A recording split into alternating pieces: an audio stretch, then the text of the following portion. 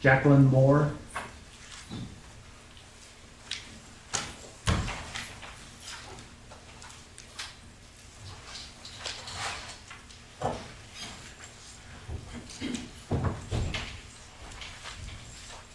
Ma'am, would you come up to the podium, raise your right hand, and be sworn, please? You do solemnly state that the testimony you shall give in this matter shall be the truth, the whole truth, and nothing but the truth, so help you God? Yes. Come on up, have a seat, please.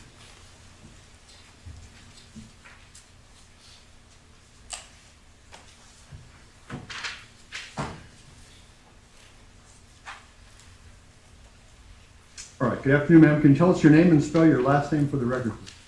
Jacqueline Moore, M-O-O-R-E. Your witness, counselor. How are you currently employed? For the Kern County Sheriff's Office as an evidence technician, How long have you been employed as an evidence technician? 27 years. Can you just describe your standard duties as an evidence technician? Yes. We respond to the crime scene, and at the direction of the officer, we photograph, we document the evidence, we collect the evidence. We'll also dust for fingerprints or latent prints. At the office, we do comparisons on prints. We do cell phones.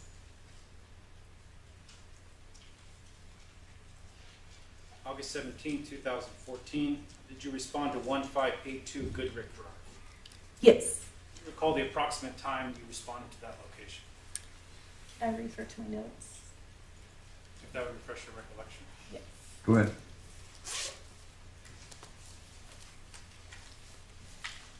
At approximately 8:50 is when we arrived. Did you go to the scene by yourself or with another evidence technician? Another evidence technician, And who is that? Kevin Thompson. When you responded to the scene, who did you make contact with? There were several officers there. My primary officer was Detective Adams. And when you say primary officer, what do you mean? He was my scene detective. You could just describe, as an evidence technician, how it works with a scene detective as you're going through a scene. Actually, he will direct us what he wants done. We'll take overalls of the scene, and then if he finds something of importance or feels like it's important, we'll do close-ups of it. If there's shoe tracks, he'll point out shoe tracks or any evidence that he wants processed. Now, when you're taking these photographs, do you do that on your initial walkthrough, or you do a complete walkthrough and then seize items? How does it work? We'll have someone kind of give us a little detail of what happened, and then we're going to take overalls first.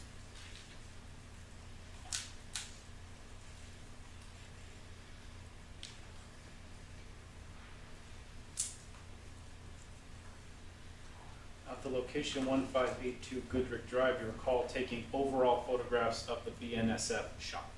Yes. Following taking those overall photos, did you then enter the shop?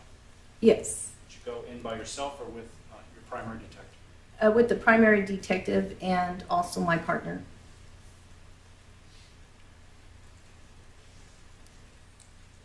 Now, did you photograph the entirety of the shop? Yes. Every time I approach, I don't have it marked. Please. Equals 2 marked for identification. Your Honor, if I may approach the witness. Yes. Ms. Moore, showing you what's been marked as Peoples 2. You recognize that CD? Yes. Have you, prior to today, had an occasion to review that CD? Yes. Okay, and the contents of the CD are what? From scene 1. Whose photograph, or who took the photographs contained on the CD? I did. There is a signature on the CD, Peoples 2. Do you recognize that? Yes. Whose is it? My signature with the date. Your Honor, I would request Peoples 2 be moved into evidence at this time, be allowed to publish. Mr. Terry, Submitted. to be admitted. Proceed, Mr. Smith.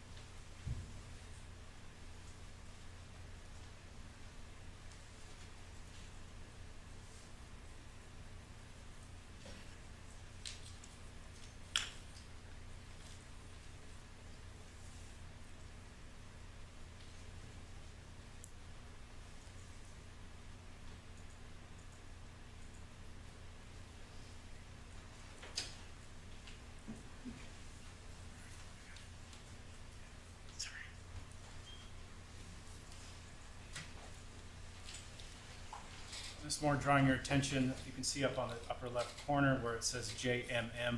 What does that signify? That's my initials. And then the number that's subsequent to that, 6927, what does that signify? Just the number of the photograph that I was taking. As I go through the photographs, I'm going to reference each photograph by that signifier, okay? Okay. Beginning with JMM6927, if you could just describe the photograph and what you're taking a picture of. It's an overall of the parking area. I'm sorry, it's also like a driveway. It's a parking area on one side. It's also a driveway. Drawing your attention now, JMM6930. If you could describe that photograph, please. The parking area and the driveway. There's an open door where you're able to see a light in that photograph. What is that location?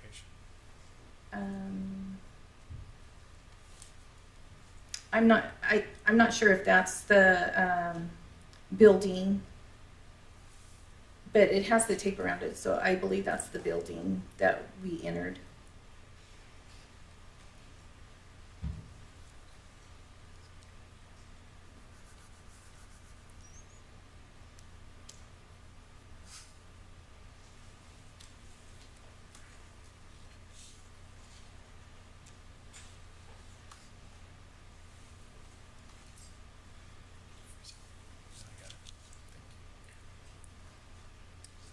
JMM6932.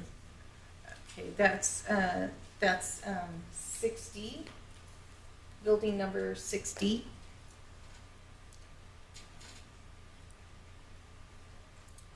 $6960. Just the front of the building. 6962. That's the interior of the building at 60. 6963. Interior of the building of 60. 6964. The interior of the building of 60.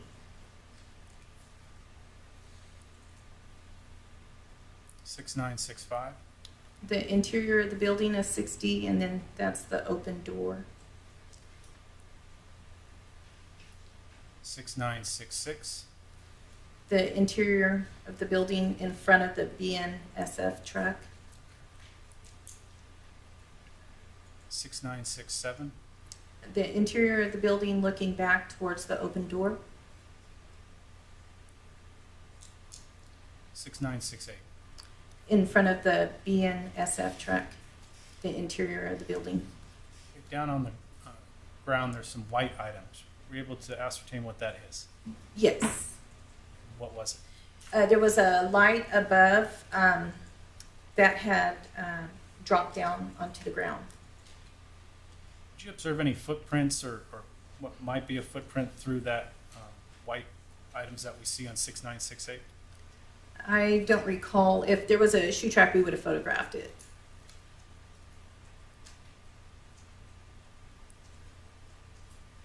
$6969.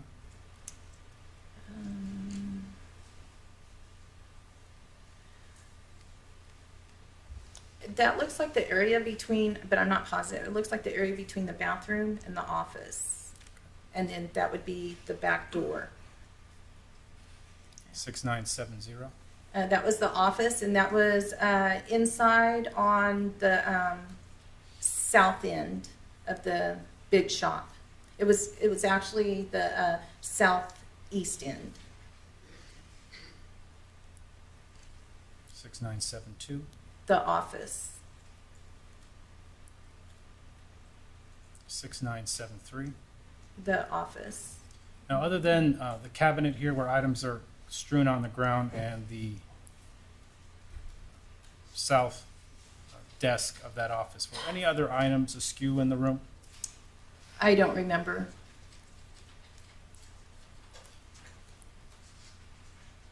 $6974. The office.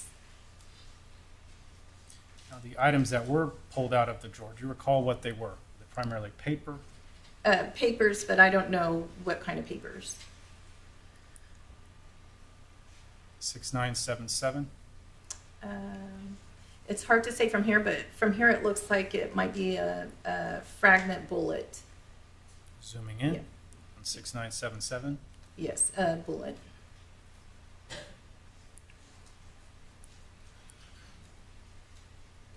Now, where was that bullet located at?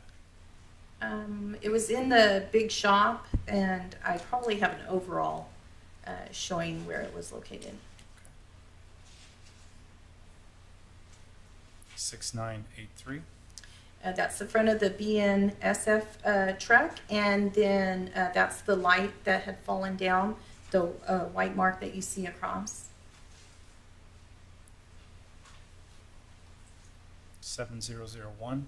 And that's the light that had fallen. 7011.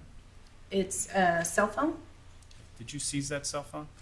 Item number 10. Can I refer to my notes? If that would refresh your recollection. Court's permission. Thank you.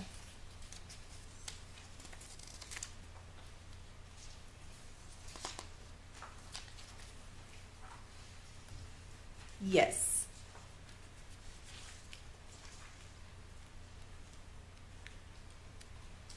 And what is item 10? Item number 10 is a flip phone, Samsung.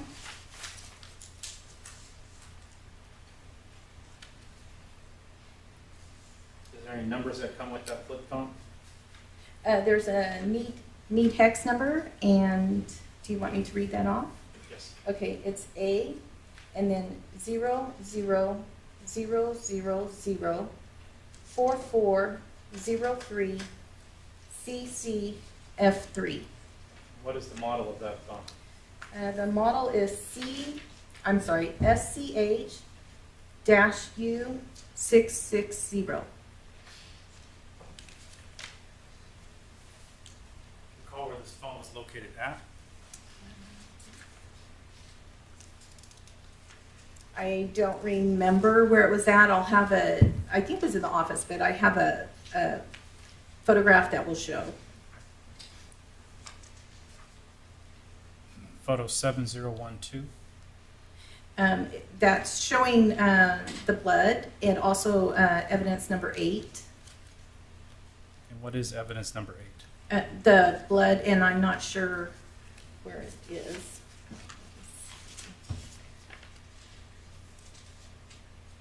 Okay, that was on the interior of the refrigerator door.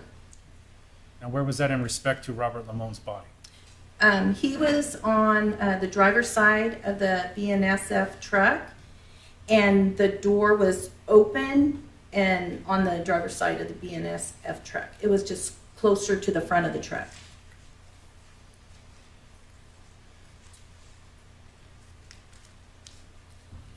Photos turned, but 7013.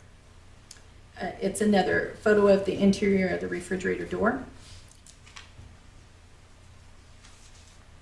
Did you recall seeing any blood to the exterior of the door, or did you only see it on the interior? I don't remember. This is turned as well, but photograph 7033. That's the interior of the truck. Is that 7036 also the interior of the vehicle? Yes, from the driver's side. Lastly, item photograph JMM 7042. What is that a photograph of? That is the bag that they put the body in. There is a blue tag that is with the body bag. Can you see that from there? Yes, Okay, what is that blue tag for? seal. In relation to that tag, blue tag number 27171, were you present when Mr. Limon's body was placed in the bag August 17, 2014? Yes, Were you also present at the autopsy of Robert Limon? yes. Now, at the autopsy of Robert Limon, was the bag still sealed with the blue tag 27171?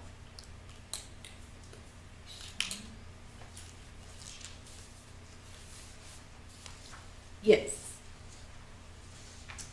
And the date of that autopsy was August 20th, 2014? Yes. You said that the primary detective will kind of direct your attention, things to do. Do you recall if you took photographs of any shoe prints? Are we still talking about scene one? Yes. Yes. What were the ground conditions like around the shop at BNSF? There was a lot of cement, and I think the shoe tracks that we took were in the back of the shop, and that was dirt.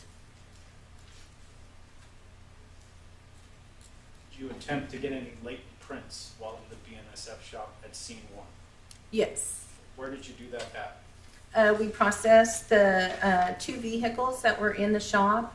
We processed the office for prints. Starting with the office, did you locate any usable prints?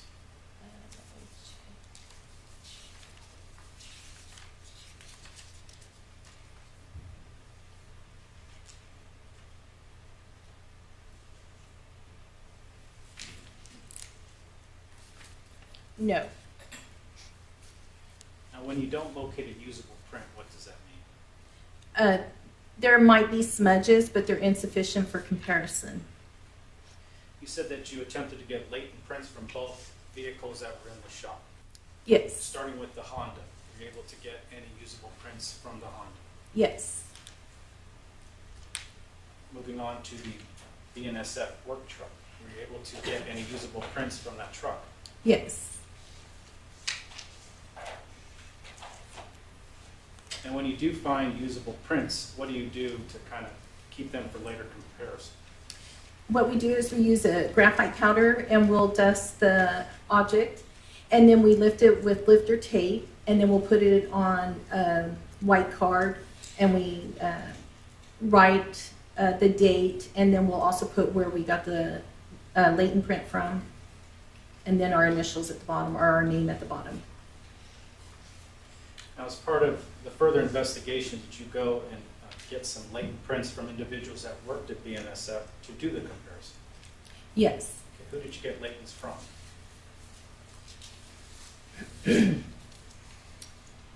Okay, there were 9 subjects. Do you want me to spell the names? You can just provide them. Okay, Corey Hamilton, Samantha Hamilton, Sean Ware, Ashley Ware, John Justice, and that's Justus, Aaron Galindo, Dennis Stankovich, Ryan Galindo, and Nicholas Denny.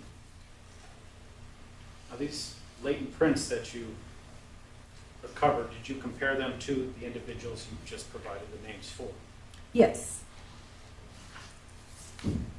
Were you able to make any matches, or were you able to locate any particular individual's fingerprints on the doors of either of the vehicles? Yes. What did you find? It was Corey Hamilton out of the 9 subjects' names that I just read. And where were his fingerprints? Corey Hamilton's was on lifter number 22, the exterior driver's door, and it was his left index finger. And he was also on lifter number 26, the exterior of the right front passenger door, and it was his right palm. And that was the BNSF work truck? Yes. Do you recall when, the 9 names you just given, do you recall when you got those latent prints? The ink prints? Yes. Oh, okay. The ink prints were taken on 8/20 of 2014.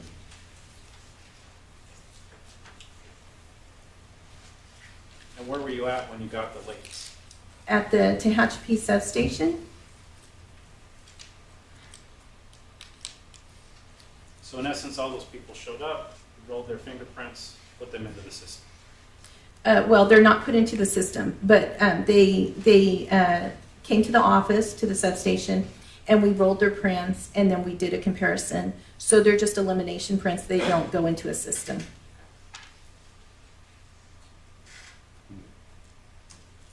When you were doing the comparison, did you have Jonathan Hearn's fingerprints to compare? No.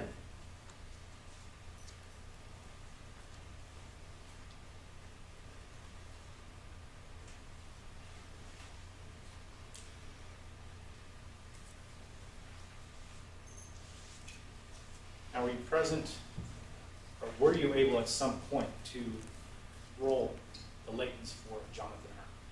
Yes. When?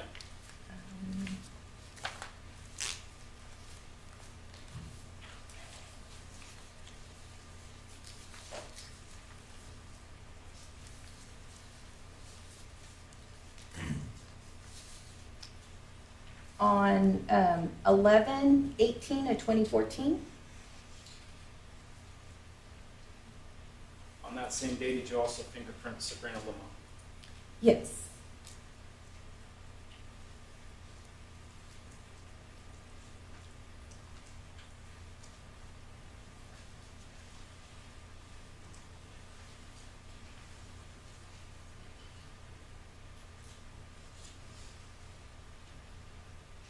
Nothing further. Terry Cross. Yes.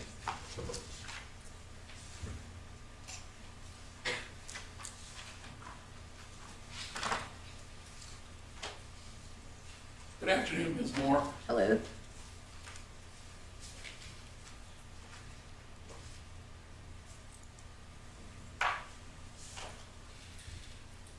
Ms. Moore, you collected a number of items of evidence from the scene on Goodrick, is that correct? Yes. And some of the items were cell phones. Yes. Was there more than one cell phone that was actually recovered? Let me check.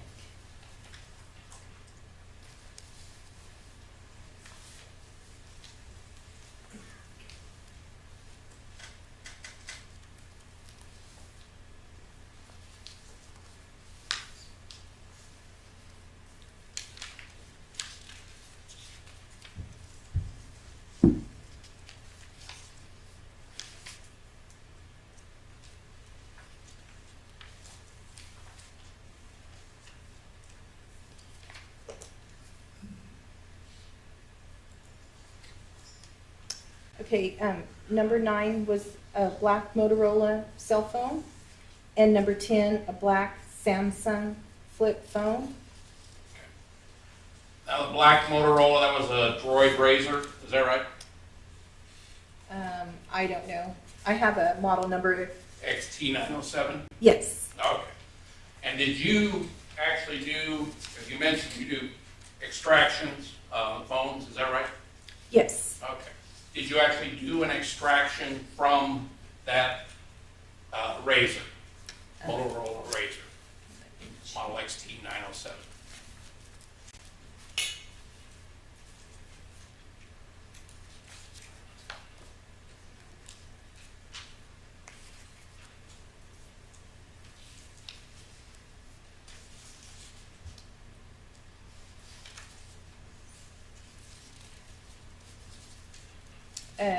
No. Do you know if someone did? I don't know. I only have my reports, Okay. so someone else may have done it.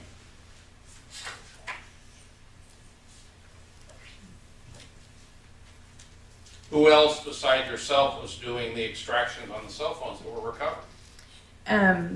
Kevin Thompson does cell phones, and also at the time, and he's since retired, Jeff Slayton. Okay. Defense Exhibit A, marked for identification.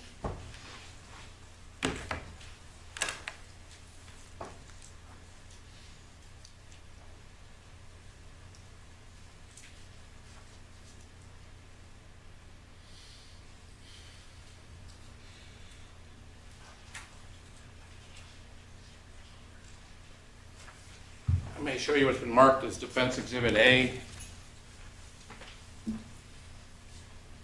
You recognize that report?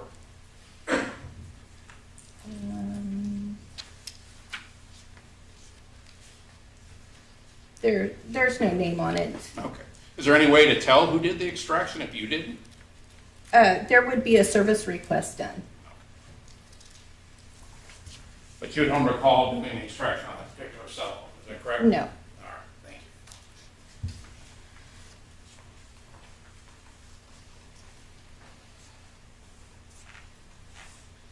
you. You say there had been a request done to do the extraction? Oh, I don't know if there has. If there No. was, there would be a Well, service that's my request. question. There would be a request done to do the extraction if it had been requested, is that right? Yes. And who would normally be the one requesting those extractions to be done? It could be the detective or the district attorney.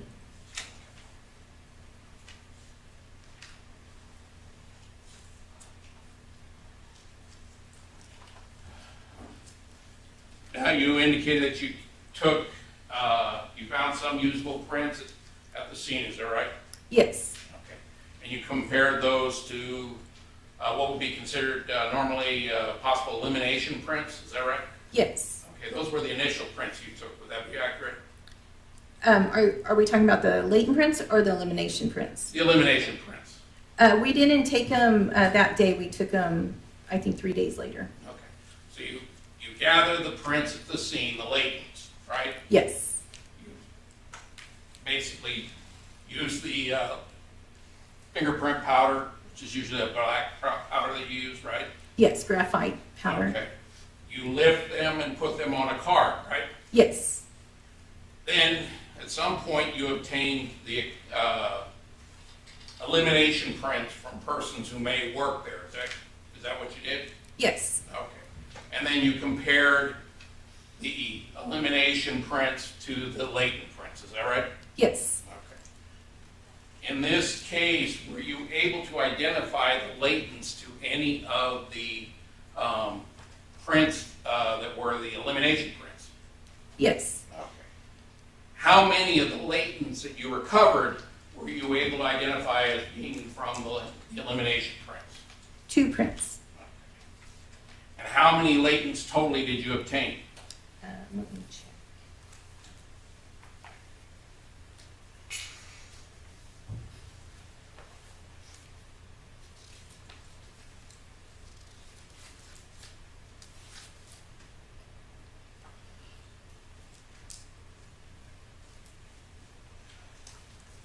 There were 12 prints. Okay. And with regards to the elimination prints that you identified, do you recall what individuals they were that you were able to attribute those latents to? The elimination of the 9 people, the only person it came back on was Corey Hamilton. Were there any prints that could be attributed to Sabrina Limon that you located based upon obtaining a print card for them and comparing them to the latents? No. Were there any of the latent prints that they matched with Jonathan Hearn? No.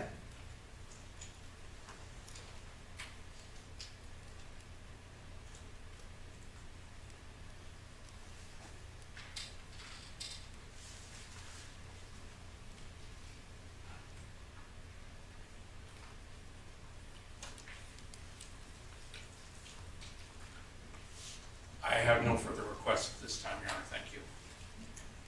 Smith? Did any of the prints match up to Robert Limon? Yes. Which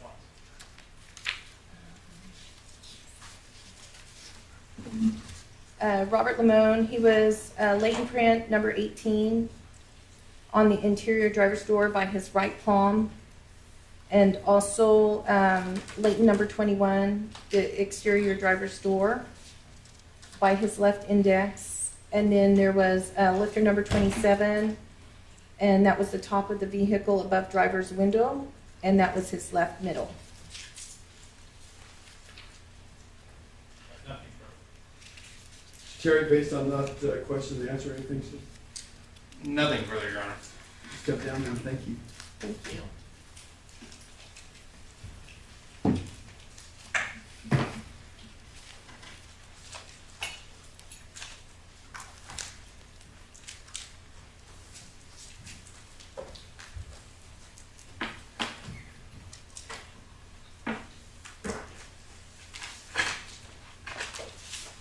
Smith? People call Detective Adams.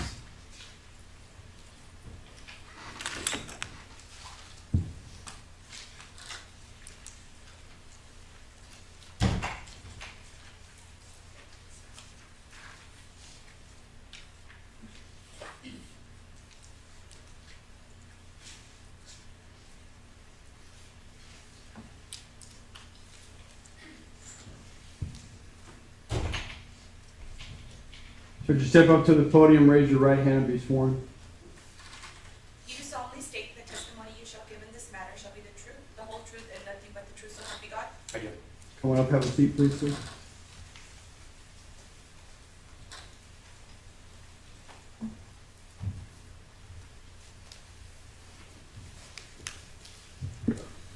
Good afternoon. Can you tell us your name and spell your last name for the record?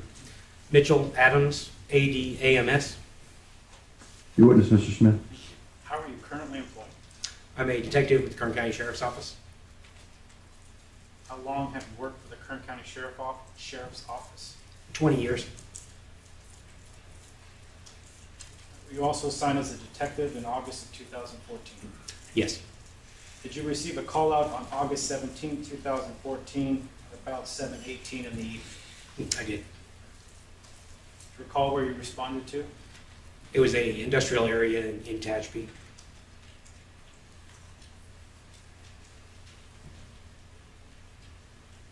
Recall what time you arrived? I don't know the specific time. Now, when you did arrive, what were your initial observations? I was assigned to process the scene. So I met with other detectives for a brief. When you process the scene, just describe what you're doing as a detective. Basically gathering evidence, collecting evidence, assuring that photographs get taken, processing for DNA, taking swabs. Who were you working with that evening? I believe technical investigators Thompson and Moore.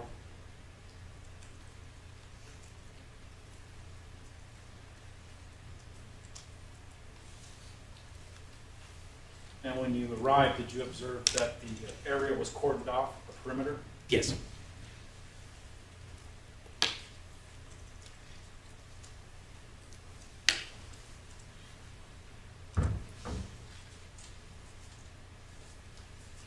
Did you observe whether there was an inner and outer perimeter, or just one? There was both an inner and an outer. Were they both manned? Yes, they were. If you could describe the industrial complex as you remember it. When you entered the main driveway, I believe there was a building immediately to the left or the east of the driveway. And then there were a long set of buildings along the west and the east side of the property. And each building contained numerous suites. Now, when you were driving up to where the industrial complex was, do you remember there being a big sign that says the NSF? Once I made it to the actual location, I remember seeing a sign, yes. What did you see? Just a BNSF sign on the side of the building. How big was it? I don't know, it was fairly large, I would say. Did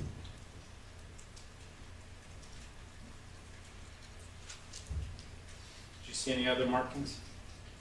Not that I recall, no. Do you remember if this was on the left or right side of the building? This would have been on the west side of the building.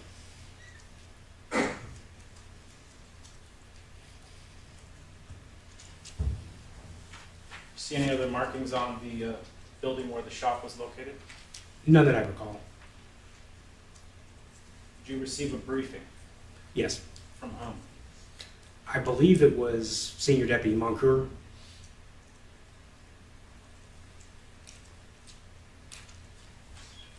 Now, when you entered the process of seeing, what were you looking for anything specific? Nothing specific, it just whatever presents itself at the time. Now, did you request a search warrant for that location?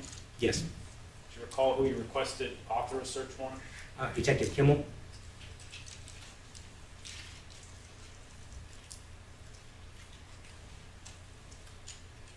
Do you recall approximately when you made the request for the search warrant to be authored? I don't recall the times, no. Recall how long you had to wait for the search warrant? I would estimate probably an hour and a half, maybe 2 hours.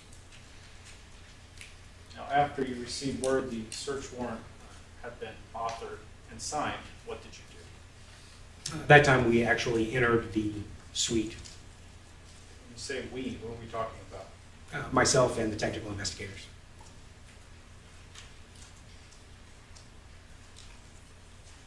Did you assign duties to the technical investigators? Throughout the course of the investigation, yes. Let's start with technical investigator Thompson. What was his duties? I believe I had him videotape the entire scene, and he may have photographed shoe tracks on the outside of the building. Technical investigator Moore, what were her duties? She assisted mostly with the interior. I know she took swabs and collected some glass and possibly a bullet or a fragment.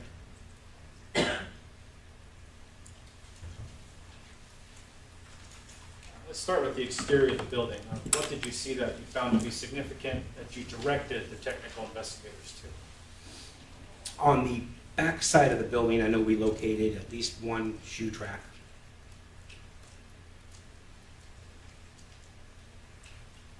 Did you direct them to take photographs of the shoe print? Yes.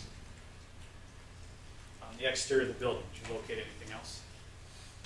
With the exception of shoe tracks, I don't believe we located anything else.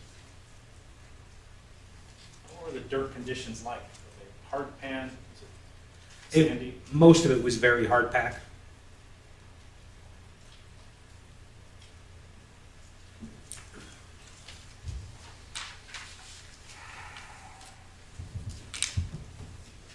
Now, when you entered into the shop, what were your initial observations? When we started walking through the shop, I walked between two vehicles, a BNSF work truck on the left and a small Honda car on the right. We walked through between the two of those and located where a fluorescent bulb had fallen to the ground in front of the BNSF truck. When we continued through there and turned to the right, which would have been into the office area, there were drawers open and items strewn about the interior of the office. Looking back to where the light fixture was, did you look to see where the light came from? Yes, when I looked up to the fixture, I looked, there was a place for two bulbs. One of the bulbs was missing. Did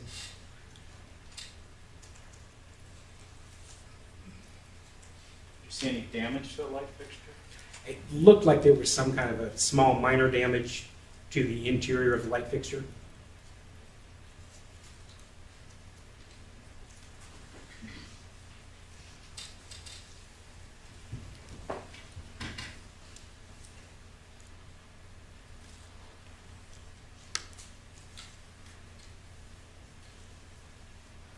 As to the large amount of glass to the front of the truck, did you see if there was any footprints through the glass or what could be shoe prints? I don't recall seeing any shoe tracks throughout the glass now.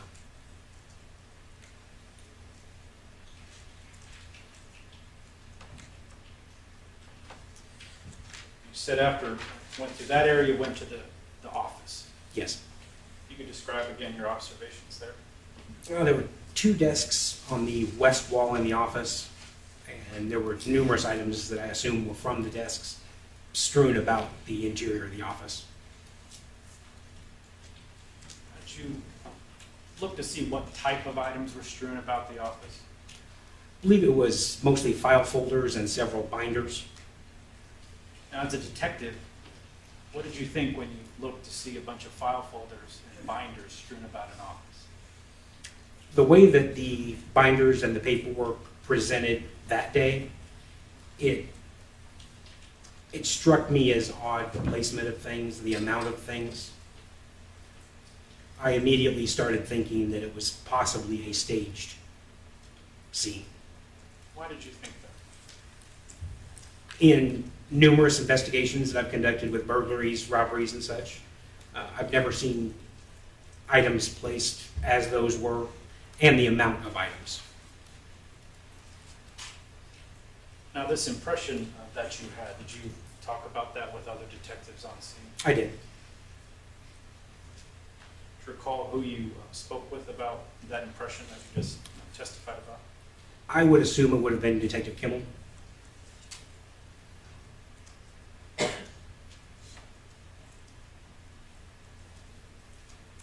recall speaking with Detective Myer kind of about your impressions? I may have. You also talked that you observed and expended what you believe to be a bullet in that same shot. Yes, I did. Where did you see the expended bullet at? It was on the east side of the shop, between the office and the restroom area, in front of the BNSF truck. When you say expended bullet, could you describe what you saw? Just the projectile portion. Where was the projectile in relation to where Robert Limon was? I would say it was approximately 15 to 20 feet east, southeast of him. Where was the projectile in relation to where the light fixture that had been damaged was at? I would say almost directly below it.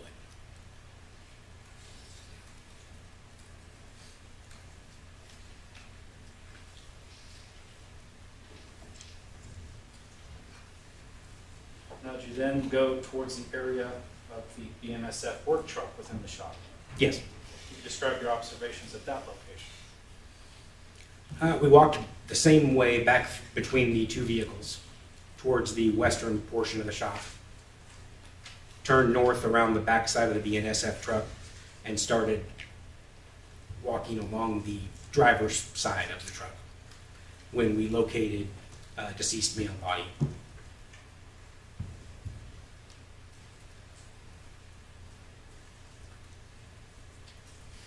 Now, when you were walking around the vehicle, saw Robert there, was it late in the evening? I would imagine it was midnight or around there. Now, when Robert's body was initially found, it was approximately 6 in the evening. What's the reason for leaving him at that location until your search is complete? I don't want to rush into the scene and disturb or damage any evidence that lies between the entrance and where the actual body is located. Technical investigator Moore testified that she was present when Robert's body was placed into a body bag. Yes. Does that occur after you're done with your search or before? Depending on the circumstances, each case is different. In this particular case, I believe it was after the search was completed. And why did you decide to do that? There was a lot of evidence.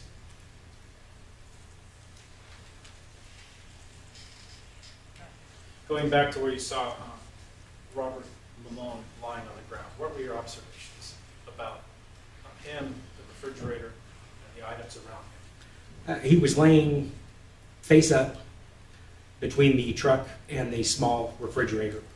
The refrigerator door was open. Looked like items that had been in the refrigerator were now outside of the refrigerator. There was some blood spatter inside the refrigerator.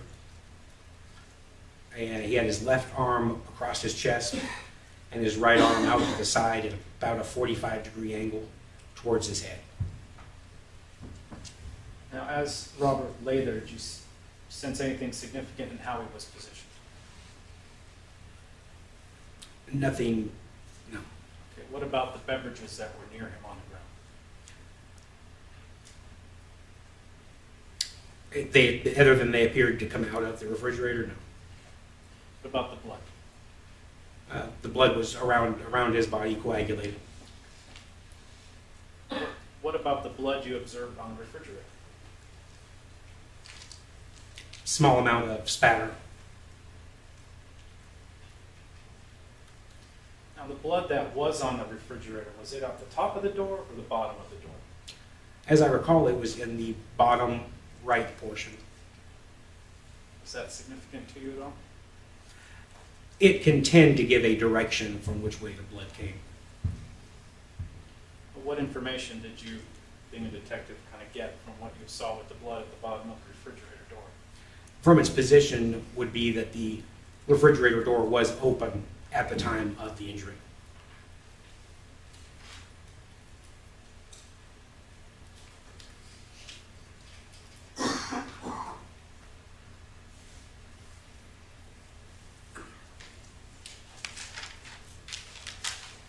Did you request the scene be processed for latency? Yes. Do you remember what particular location you made the request for? I know the interior of the office area and portions of the BNSF truck.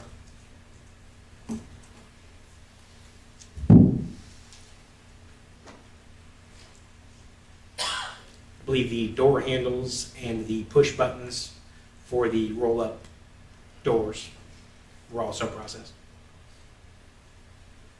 Recall who you directed to dust for prints? I believe it was Technical Investigator Moore.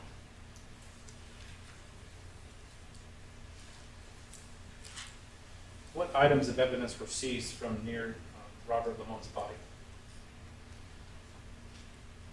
Either by you or by the technical investigator? I would have to refer to my evidence list.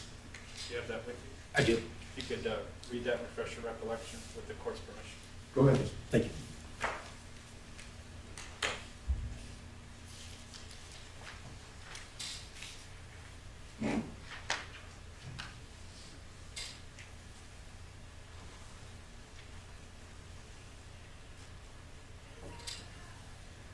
There was an EKG strip taken from near his body, and a black wallet with its contents was actually taken from the body of Mr. Limon.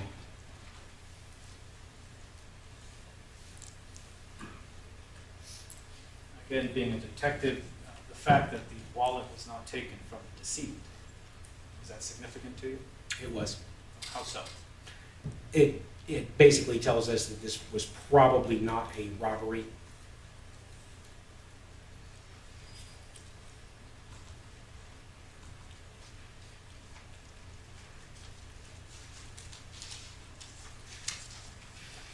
Did you release Robert Limon's body to the coroner investigator?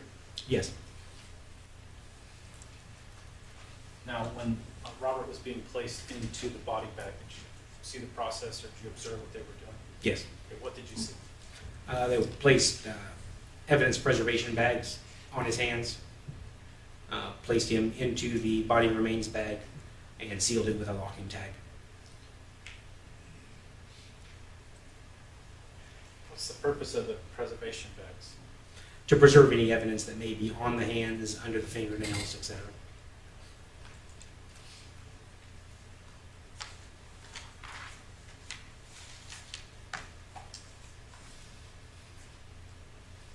Now, other than what we talked about, the shoe tracks that you had photographs taken of, the expended bullet, the items near Mr. Robert Limon's body, do you recall any other significant items of evidence?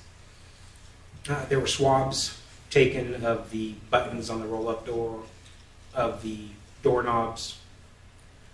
I believe there were latent prints located on the vehicle in at least one or two places. So let's step back to the swabs on the buttons. Did you also have them dust for prints? I believe they dusted prior to. So what was the purpose of taking the swabs? Or any kind of touch DNA that may be left behind.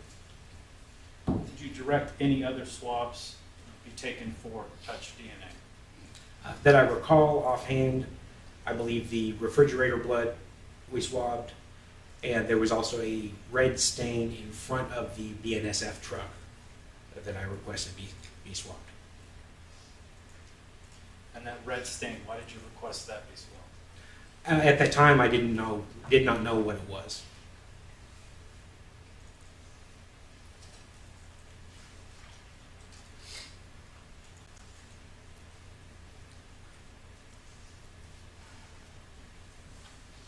Now, other than the office where items were strewn about, did you see within the shop any other locations where items have been thrown down? Within the shop itself, I don't believe so.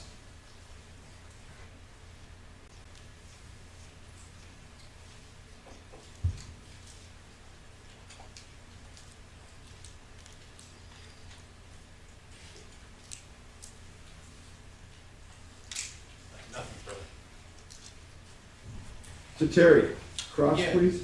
Thank you.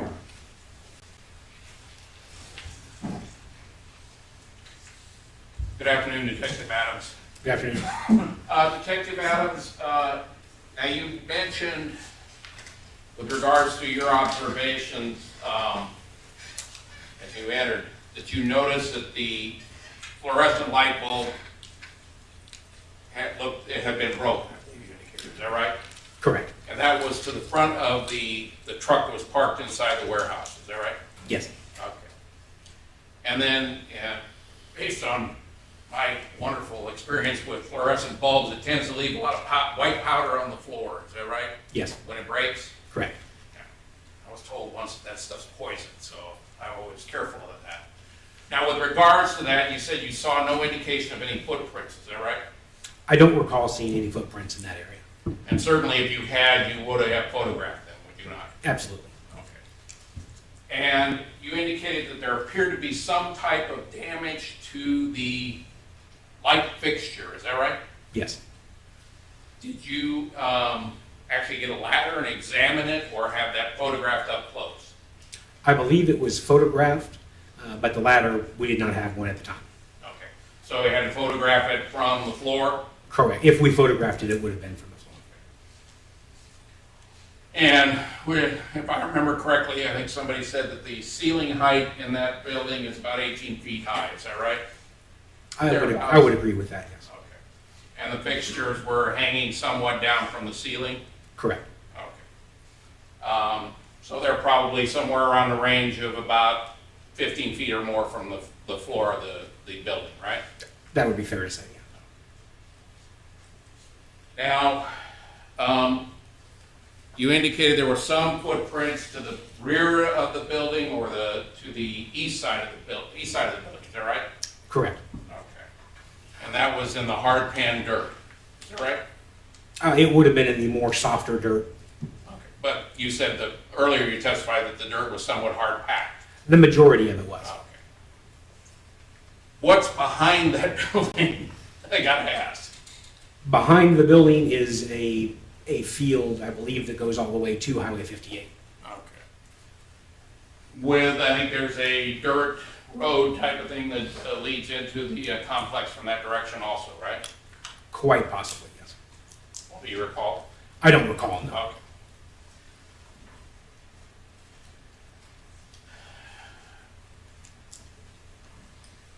Now, do you recall approximately what time it was that you actually entered the scene?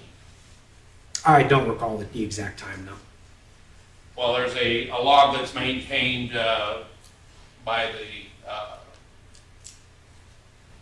person in charge of the crime scene log, is that right?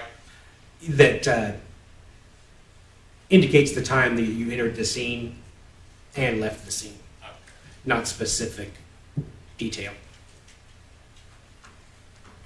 Now, does this sound approximately right that you entered the scene at approximately 21:15 hours?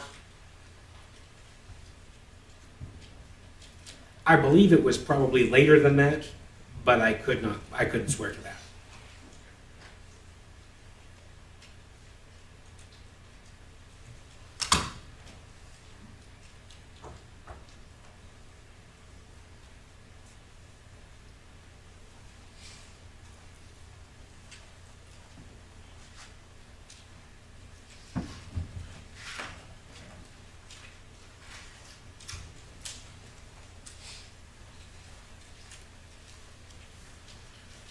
This is the crime scene log for that scene, is it not? It is.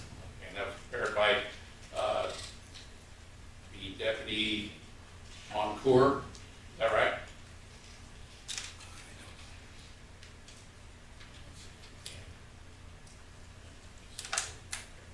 Anyways. What time is reflected that you arrived on, actually entered the scene? Actually entered the barricaded area at 21:15. Okay, so it's in the barricaded area, but then you stayed outside the warehouse area until you received your search warrant? Correct. And by the time you arrived, I'm assuming that the medical personnel had already left the area, is that right? I believe they had left. Okay.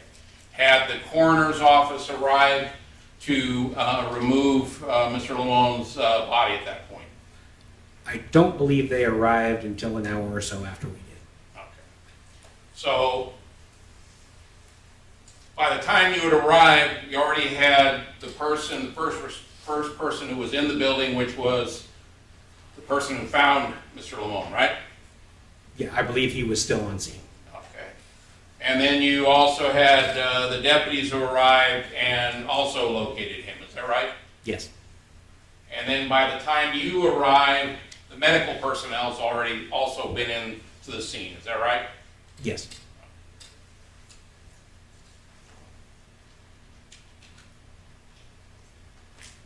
Now, during the course of your examination of the crime scene, did you actually observe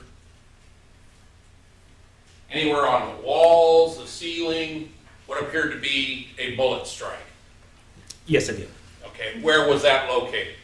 That was in the fluorescent light fixture. The one that you didn't get a ladder to examine, is that right? Yes. Okay. But you thought that that was a possible bullet strike? It appeared that it could have been, yes. Okay.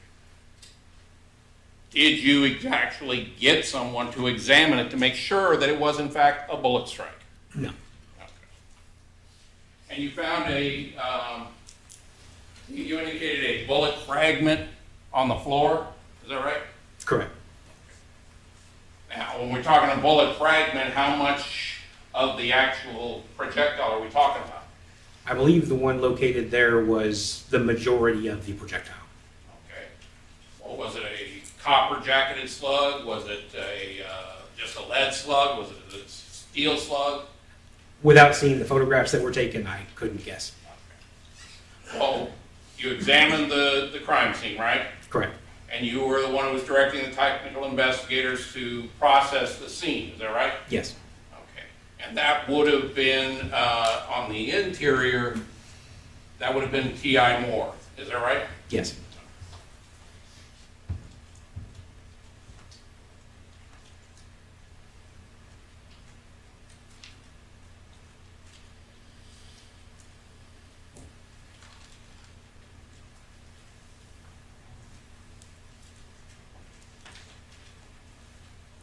Now, you'd indicated that you observed what appeared to be blood spatter on the interior portion of the refrigerator, is that right? Yes. It was on the lower portion of the door? As I recall, the lower right, yes. You're not an expert when it comes to ballistics and blood spatter evidence, right? Expert? No. You've had some training in that area, I'm certain, during your 20 years? Yes. Okay, but not, you wouldn't be qualified as an expert in that area, right? No.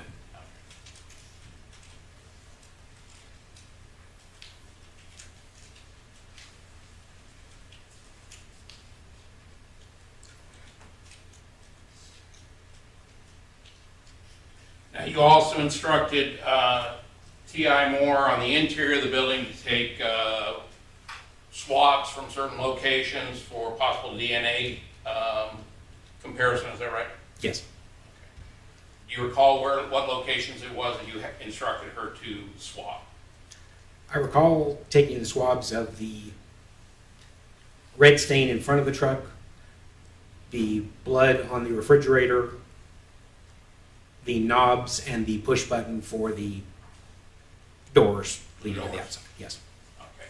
And when you say push button, are you talking about the remote in the truck, or are you talking about a button inside the building itself?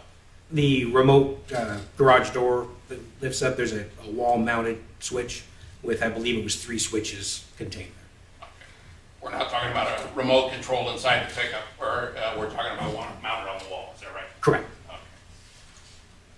And did you also have them swab the areas where the items, where we saw the file cabinets were open and items been strewn about?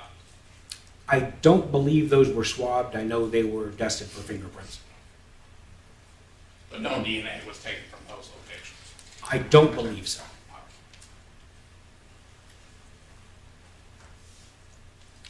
Now, you were asked about the fact that the wallet was still found in Mr. Limon's possession, his body, when he was, when you arrived, is that right? Yes. Okay.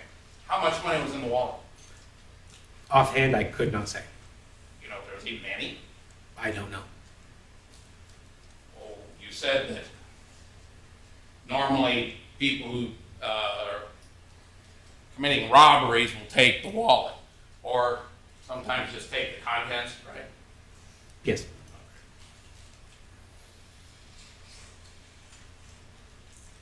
So with regards to this instance, there you can't even ascertain, or you don't recall whether or not even having money in his wallet when you were examining it? I don't know as if I actually touched the wallet. Well, certainly that would have, if there had been a substantial amount of cash that was remaining, then that certainly would have tipped you off that maybe this wasn't a robbery, right? You would think so, yes. And if there was no cash, it still could be a robbery at that point, right? Depending on where the wallet was located, Or where it was put back. in my experience, generally, a suspect doesn't put the wallet back where they took it from. Generally. Right. But there are exceptions, right? Absolutely. And certainly in this case, you had no idea whether or not he'd had any money or not, because you don't recall whether or not Correct. he had cash in the wallet or not. Correct. Okay, thank you. Nothing further. Mr. Smith, Nothing further. you step down, detective. Thank you very much. Thank you.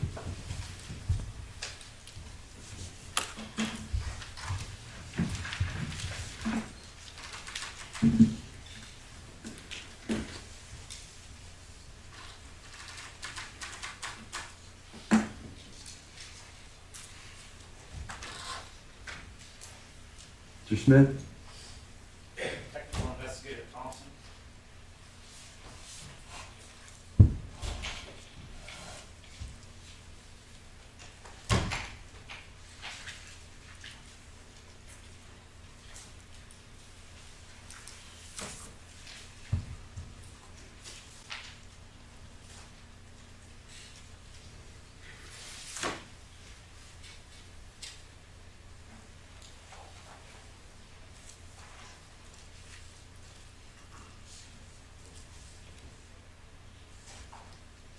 sir, would you come forward, step up to the podium, raise your right hand and be sworn?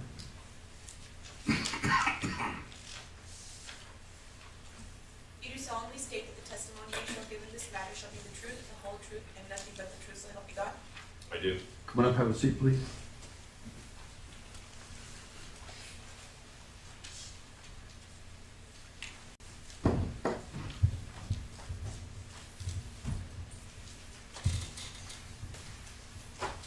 Good afternoon, sir. Can you tell us your name and spell your last name for the record? My name is Kevin Thompson, Thompson. Your witness, counselor.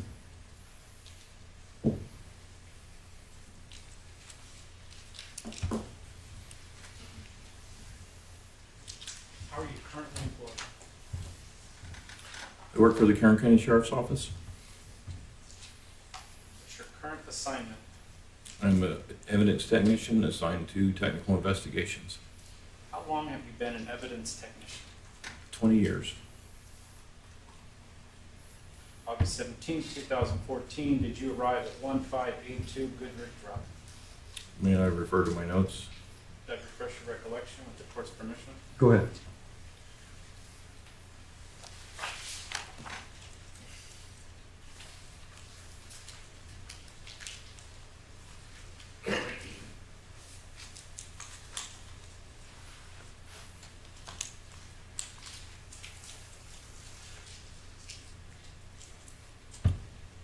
And that was 8/17/2014? Yes. Yes. Recall if you went by yourself or with another evidence technician. My partner was Jackie Moore. When you arrived on scene, did you also make contact with the Detective Adams? Yes, I did.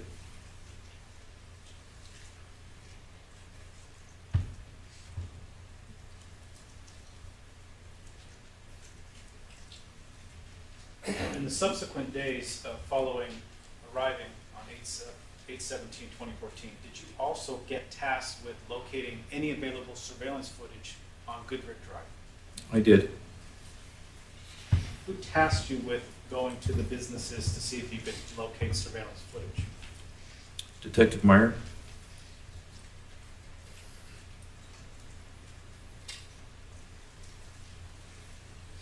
Recall which locations you went to locate surveillance footage? On which day? How many days did it take you? I don't recall. There were several.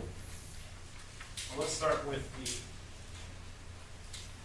the 18th. Where did you go on the 18th?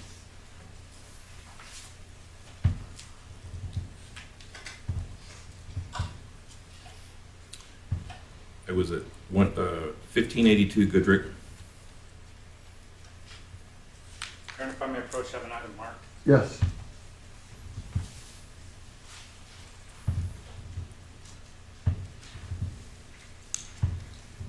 Equals 3, mark next in order. I may approach the witness. Please. Do you recognize the aerial photograph contained in People's 3? I do. You recognize the location of 1582 Goodrick Drive, where you initially responded August 17th. Yes. Your Honor, we request People's 3 remove the evidence at this time, be allowed to publish. Chair, any objection? No, Your Honor, submitted. To be admitted. You can publish, Mr. Smith. Thank you.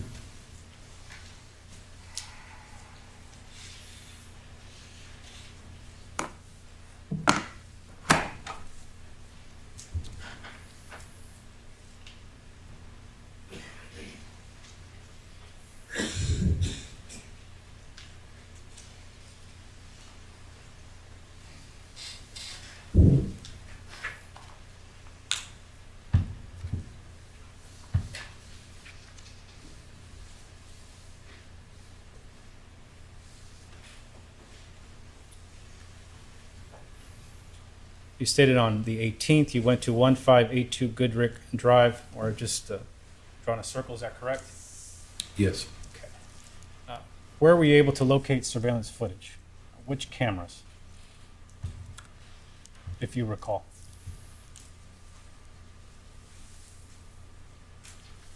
Cameras 5 and camera 6. Can you recall what direction those were facing? I recall camera 5 is south facing from the back side of the building. South facing would be pointing towards the east to Hatchview Boulevard, is that correct? Yes.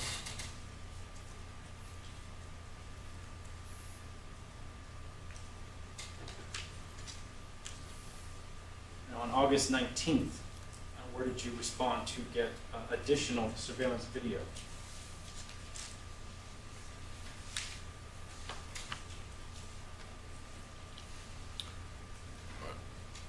On the 19th, we were back at that same location at 1582 Goodrick. Why did you go on subsequent days to 1582 Goodrick to get surveillance footage? I guess the detectives had obtained additional information and asked me to follow up. Now, that footage, did you later provide portions of it to Detective Myer and other detectives showing an individual walking across the parking lot? I provided footage to the detectives, yes. That footage was subsequently disseminated to the media as well? I believe so. Do you have a copy of those clips with you today? I do not have a copy of the clips with me, although I do have some screen captures. If I could have a copy of those, please. I don't have a copy, I have just the originals.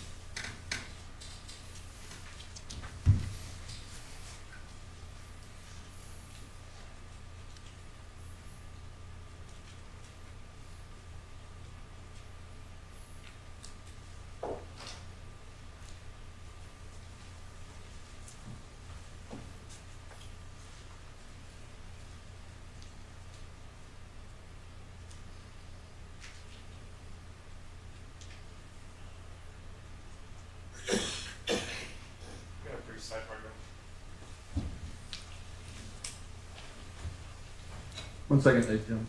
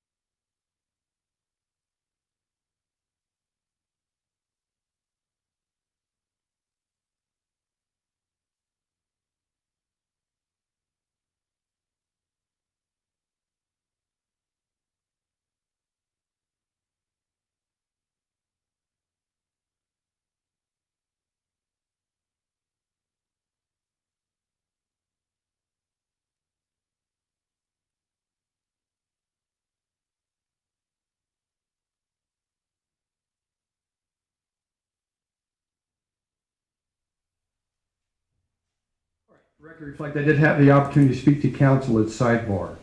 Ladies and gentlemen, we're going to go ahead and take our afternoon recess now. I have everybody back at 3:15, okay, 3:15. Remember not to form or express any opinion or discuss the case. We'll see you back at 3:15.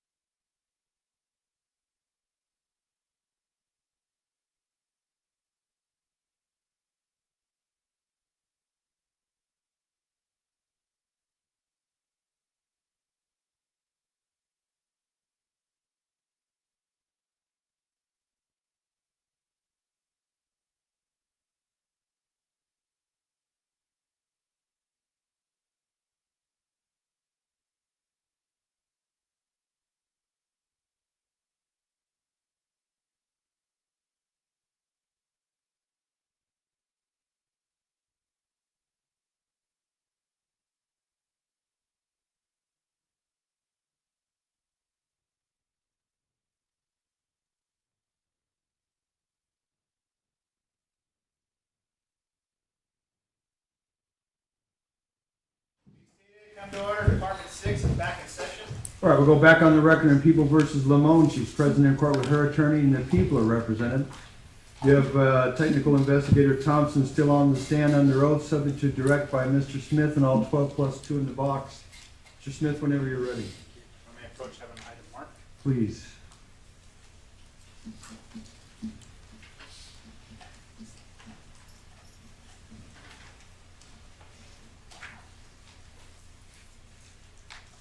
People's 4, mark next in order.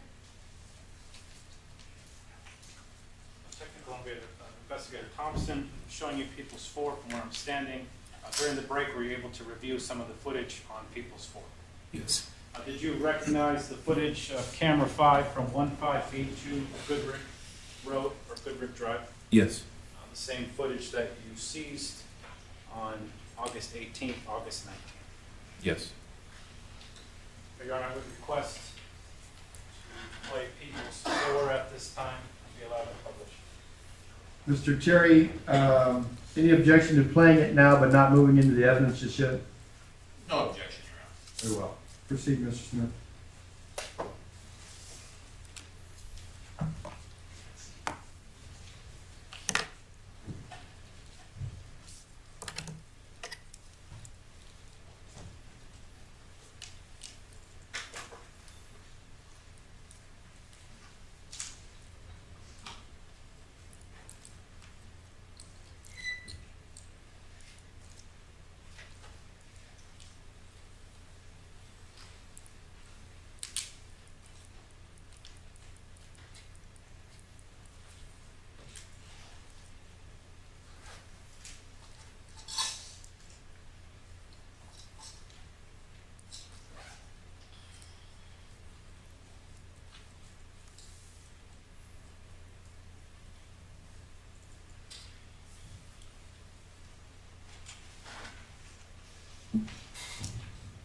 Technical investigator Thompson, drawing your attention to the screen currently playing.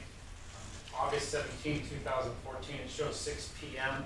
Is that the correct time? There was, the video was 40 minutes fast.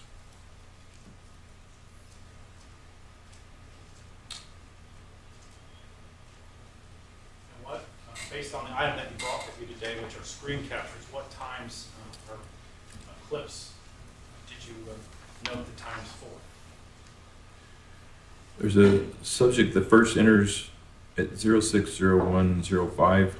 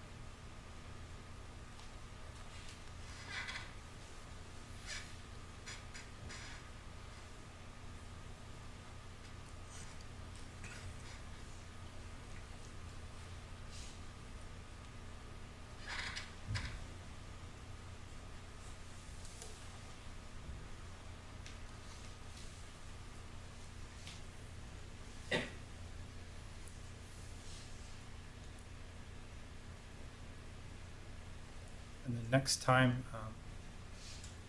that you found or that you put on your screen capture? Well, we've already passed the second capture. The third capture is at 061827. It appears the subject is leaving.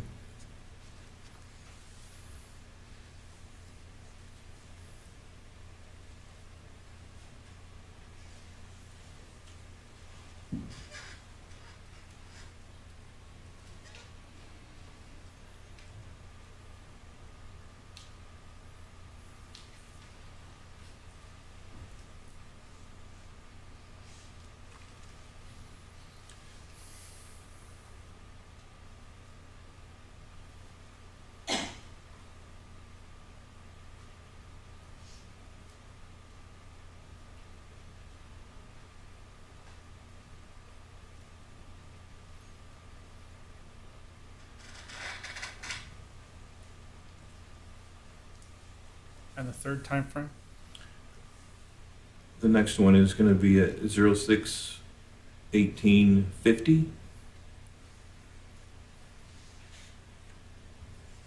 And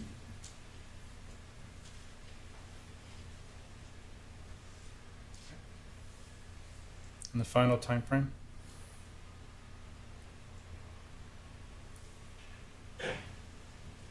06/23/31.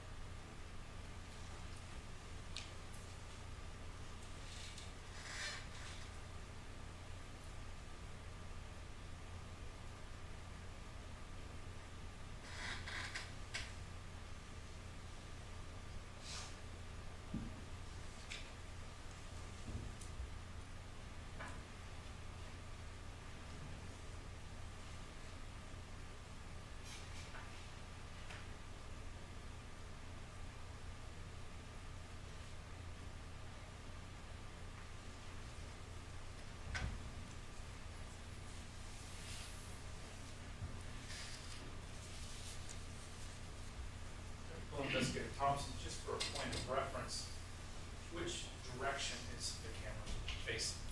Facing south. Now, in relation to what we're looking at, where is the BNSF shop? Be off to the left. I think the view is obstructed by the trees. So where the trees are obstructing the view of the shops, the BNSF building is located on that side to the left. In that direction, yes.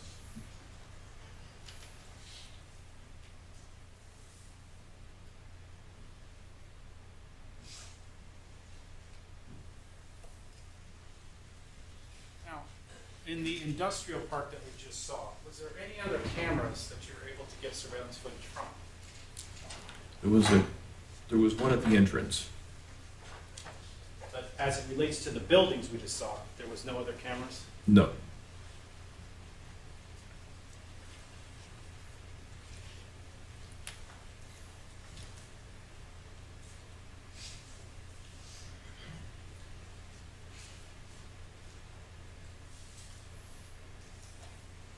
Moving back to People's Exhibit 3, that being the map, do you recall going to Patco, that's spelled P-A-T-C-O, at 1265 Goodrick on August 20th, 2014?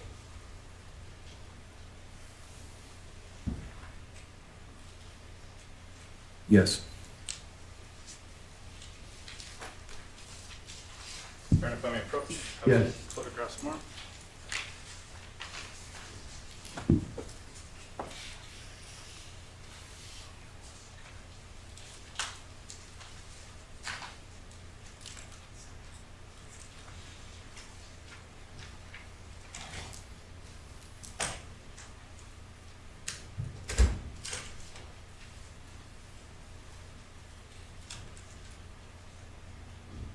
People's 5 marked next in order.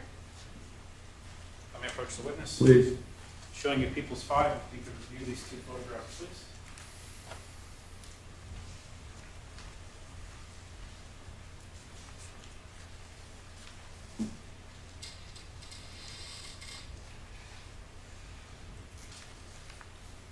You recognize the location in People's 5? I do. What is that a photograph of? Are those two photographs of? That's the Patco, the business on Goodrich.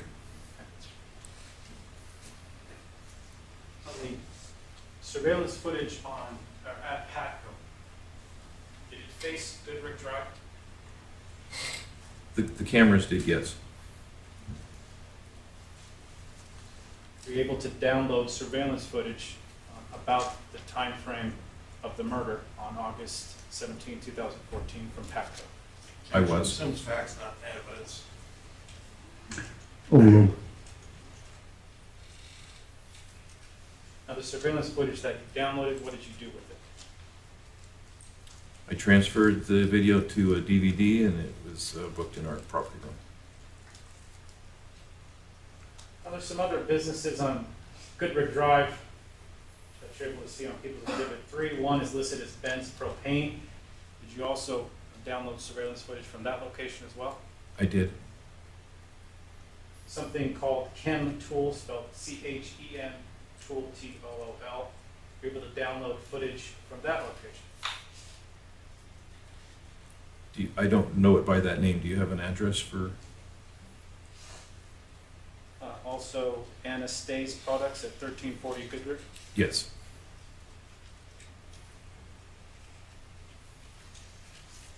Was there anywhere else you recall on Goodrich Drive you're able to download surveillance footage?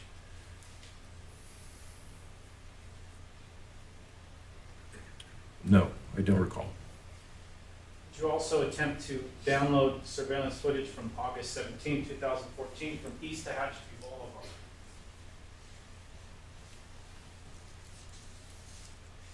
And that business name is? Is there a business by the name of Selecta, spelled S-E-L-E-C-T-A? Yes. Any other locations on East Tehachapi Boulevard that you recall? No. Now, all this surveillance footage booked into property for later use, correct? That's correct.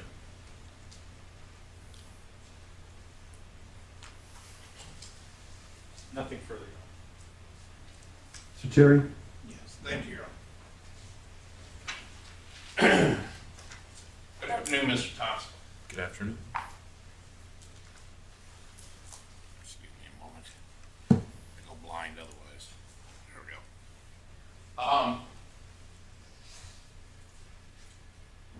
Now you indicated that,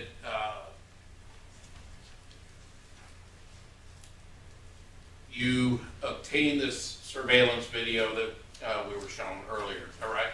Yes, Were you able to identify anybody from that? I was not. And what was displayed here to the jury, is that the best copy that you were able to obtain? Yes,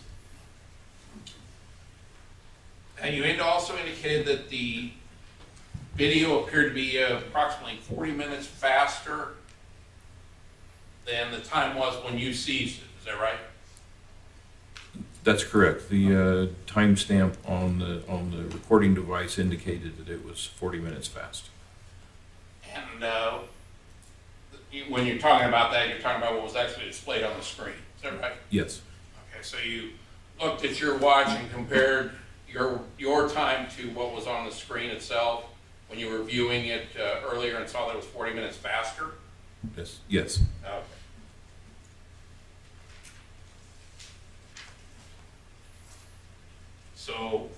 So we're clear, the first video that was shown, you said it was at 6 p.m. or thereabouts, is that right? the recording time was 6 p.m., yes. Okay. So that would have made it as 40 minutes fast, then it means that it was approximately, the actual recording time was approximately 5:20 p.m., is that right? Roughly, yes. Give or take. Yes.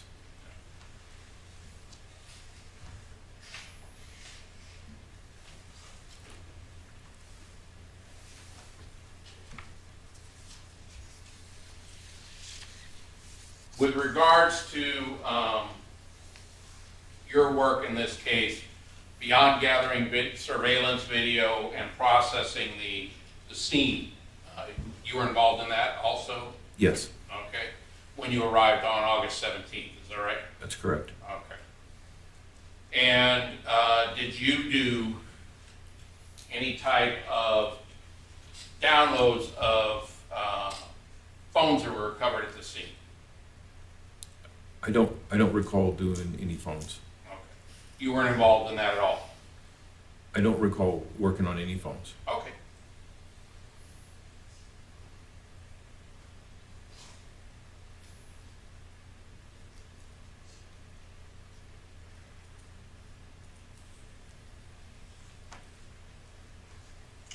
I have no further questions at this time, Your Honor. Thank you very much. Thank you, Mr. Thompson. Mr. Smith, any redirect? Mr. Deputy Officer, thank you.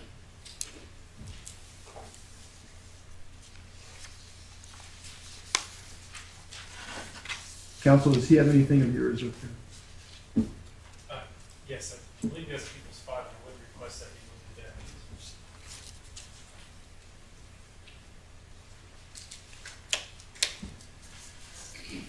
Equals 5, 2 photographs. Mr. Terry, any objection? Submitted. They'll be admitted, Mr. Smith.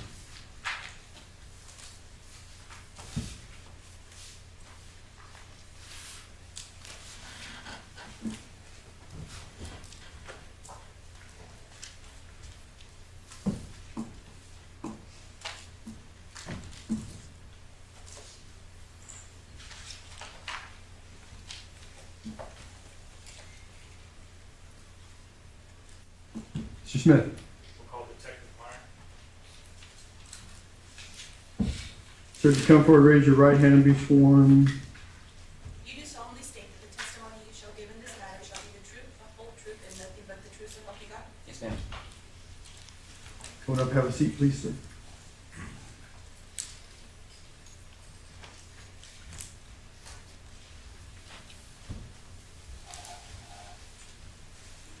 Good afternoon. Can you tell us your name and spell your last name for the record, please? Good afternoon. It's Robert. Last name is Meyer. M-E-Y-E-R. Your witness, counsel. How are you currently employed? I'm currently employed as a senior deputy sheriff with the Kern County Sheriff's Office. Your current assignment? I'm currently assigned to the Robbery Homicide Division How long have you been assigned to the Robbery Homicide Division? for just over 3.5 years. Detective, can you get a little closer to that mic? Yes, sir. Sorry. It'll move. Go ahead, Mr. Smith. Particularly August 17, 2014, you recall receiving a homicide call-out. Yes, I did on the 17th of August. After you received the call-out, what did you do? That time I dressed in a suit and drove to Tehachapi. Who did you make contact with when you initially arrived into Tehachapi? When I arrived at the scene, there were other officers there that were securing the scene. I entered into the crime scene area and spoke with other detectives that were there. Detective Adams was also there, and the sergeant at the time was Sergeant Simpson. For testimony today from technical investigators Moore, Thompson, and Detective Adams, were you present when they were doing their search of the address, the BNSF shop? For part of the search I was there.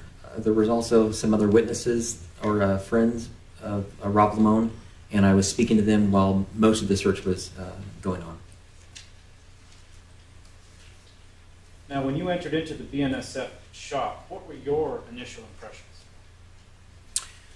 Initially, when I looked in from the outside looking into the business, I saw the BNSF work truck and then the smaller gray vehicle just to the right of that. Looked in deeper, saw Mr. Limon laying on the ground deceased. We then basically did a walk around of the of the facility to kind of take a quick look at the scene before we started interviewing and processing the scene. Did you enter into the office in the shop? I did take a look at the office, I believe from the outside the threshold. I don't remember going into the office at that time. Do you recall speaking with other detectives about their impressions similar to what Detective Adams provided today? Yes, I remember speaking with Detective Adams about what he thought about the scene, the way the office appeared. And then after our briefing, Sergeant Adams, and there was another detective there also, and we spoke about the condition of the office.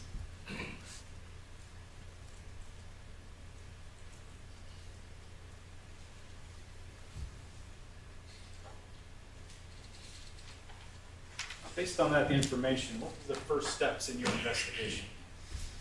The first steps were to speak with anybody, obviously, who knew Mr. Limon and attempt to collect any type of video surveillance from the scene so we could try and find a subject who was involved.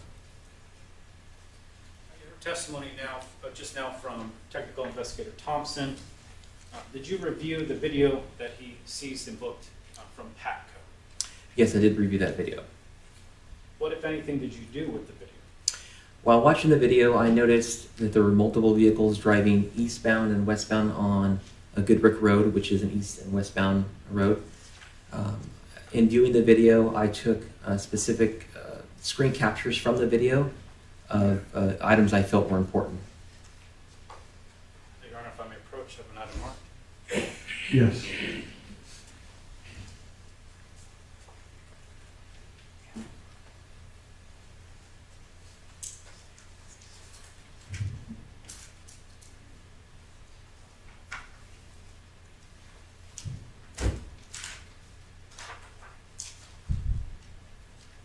People 6 mark next in order.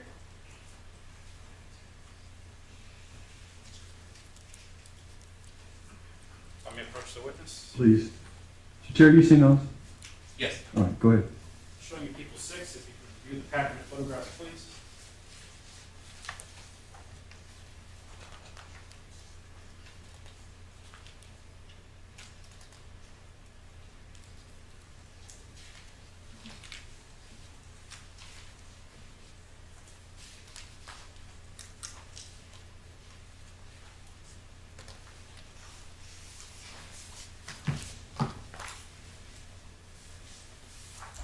Do you recognize the screenshots containing people's 6?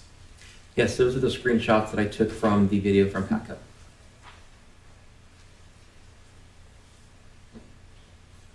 Your Honor, I would request people's 6 be moved into evidence at this time. Chair, any objection? Submitted. It be admitted. Proceed, counsel.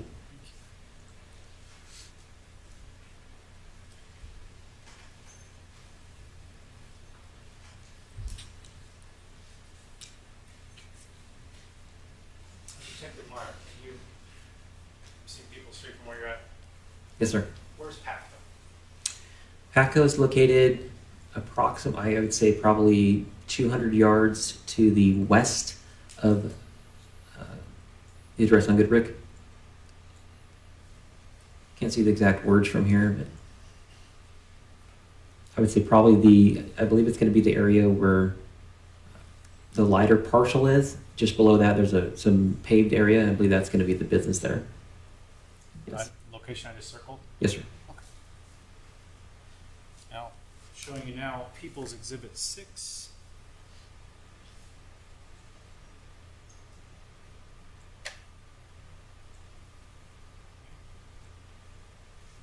As we go through this packet, if you could just provide the time that you screenshot this from the surveillance footage and just describe the photograph. Okay, that photograph I took the screenshot from. That is the BNSF vehicle traveling westbound on Goodrick Road, passing in front of Patco. And I believe that screenshot time was 12 hours. I can't see that far, but I believe it's close. So it'd be approximately 12 hours traveling westbound on Goodrick Road. Showing you now page 2, People 6. That is a picture of a gentleman riding a motorcycle, later learned to be Jonathan Hearn, traveling eastbound on Goodrick Road just in front of the Patco. And I believe the time in that is 15 hours. Page 3 of People 6. That is a picture of Jonathan Hearn traveling westbound on Goodrick Road just in front of Patco.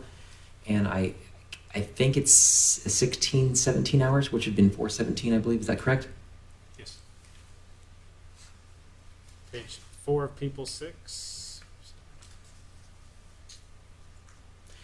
And that would be a picture of Jonathan Hearn traveling on his motorcycle, again eastbound, in front of Patco on Goodrick Road. And I believe that's 16:21 hours. I apologize for the military time. It would have been 4:21 approximately. Page 5, people 6. That is a photograph, a screenshot again from the video from Patco, just in front of the business of the BNSF work truck traveling eastbound on Goodrick Road towards the facility on Goodrick Road, and I believe the time was 17:11, which would have been 5:11 approximately. Page 6 of people 6. And that is again another screenshot of the video from Patco of Jonathan Hearn traveling eastbound on Goodrick Road in front of the Patco business. And I can't see the time. I think it's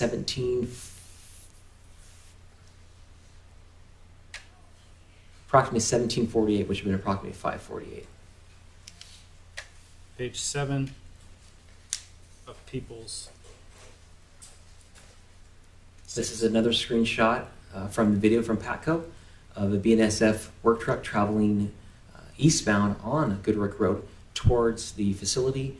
And that's another screenshot from the video, and westbound heading towards the facility. And I believe that's 18, I can't quite see it again. 1843. 18:43 hours, which should have been approximately 6:43. Now, the vehicles that we've seen on Patco just now, were there other vehicles going back and forth during the time frame that you were looking at? Yes, there were multiple other vehicles traveling east and westbound on Goodrick Road in between that time. As part of your investigation, was one of your steps to figure out who was driving in each one of these vehicles? Yes, sir. Was that something you did, or you delegated to other detectives? We kind of worked as a team with multiple detectives. There was a lot of vehicles traveling east and westbound, so I had other assistants help me with traveling to those businesses to eliminate those vehicles as being involved.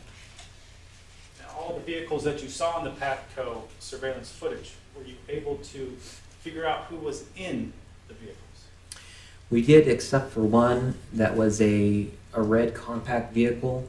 And speaking with a business owner to the business just to the south of Patco, he observed the red vehicle pull into the field just to the east of his business. And there were a couple kids in the car, I believe, and they were playing in the dirt field, and then they left the area. So as it relates to the Patco video, the only vehicle you could not exclude, as it were, is the motorcycle we've just seen. Correct. We could not exclude the motorcycle from having some sort of business or something on that road that day. Now, what steps at or around the time you viewed the Patco video did you take to figure out who drove that motorcycle? At the time, we basically went and spoke with all the business owners in the area to attempt to eliminate everybody who had driven east and westbound in front of the camera. And at that specific time, we hadn't eliminated the motorcycle at that point. Now, Goodrick Drive, if you were to drive eastbound, can you get out of that area, or do you have to turn around and come back? Traveling on Goodrick Drive, you're going to head off of Denison Lane, traveling eastbound. It leads you actually to an area which would be similar to a cul-de-sac. Just past the facility, you'd have to turn around and then travel back westbound to leave the area. As part of your investigations, you also inquire with multiple individuals to see if anyone had a beef or an argument with Robert Limon that would have led to his death. Yes, I did. Who did you interview in particular? I spoke with several of the employees who worked with Rob Limon, one of them being Corey Hamilton. And then I was also present during other interviews that were done by another detective at the time. And so I listened to those interviews at that time also. Did you interview Sabrina Limon? I did interview Sabrina Limon, yes. You see her in court today. Yes, I do. And please describe her location, what she's wearing. She's sitting at the defense table next to Mr. Terry wearing a black or dark colored jacket. Indicating for the record the defendant, Sabrina Limon. When did you initially speak with Sabrina Limon following the death of Robert Limon? That evening was pretty busy trying to get the scene processed and speak with other employees who work for BNSF. I didn't, and then we started the video collection. I didn't have time to speak to her until early the following morning. I believe it was sometime after 1 o'clock.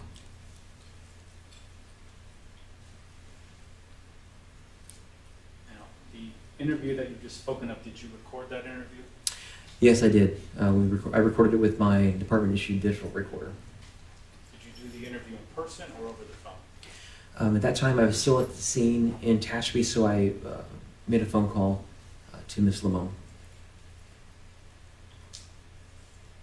Did you interview her a second time in the subsequent days? Yes, I did. Do you recall when that interview took place? I believe that was on the 22nd of August, a few days later. Well, these two interviews that you just testified about, what was the purpose of the interviews? What did you have in mind? Basically, when we conduct an interview, I'm trying to obtain information about the crime, people who may or may not be involved in the event, in the crime that occurred. Basically, trying to find facts so I can put the case together.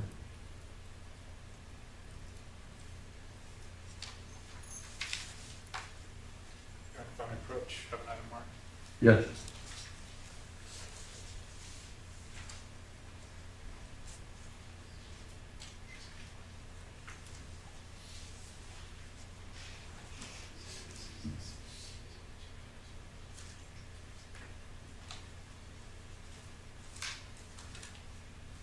One disc, two scripts.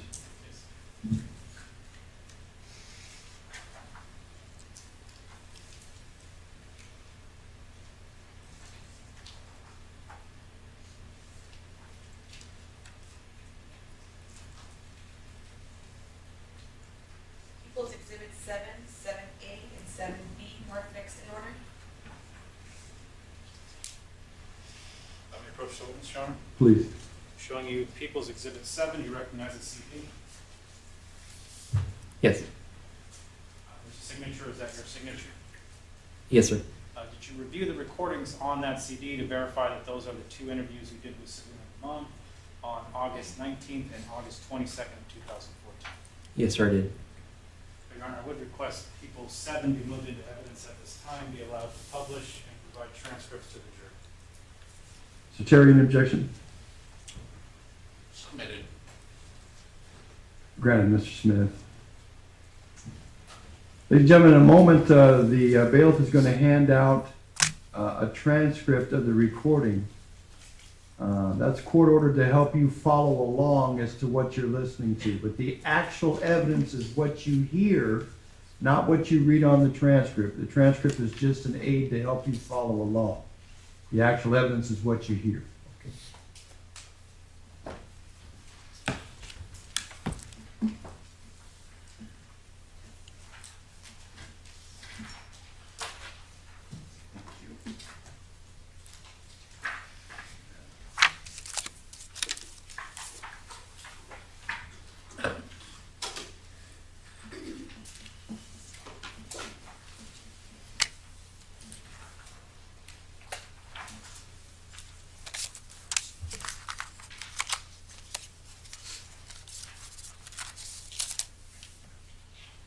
Everybody got one? All right. Counsel agree or stipulate Madam Reporter does not need to take down the auto recording in light of People 7 being marked, Mr. Terry? Yes. Very well. Mr. Smith? Yes, Your Honor. Okay, thank you. Whenever you're ready, Mr. Smith. Detective Myer again with Detective Tommy Robbins. I'm going to call back a phone number that called me a few minutes ago at 1:22 a.m. I believe it's going to be Mrs. Leon. The phone number is 760-490-8828.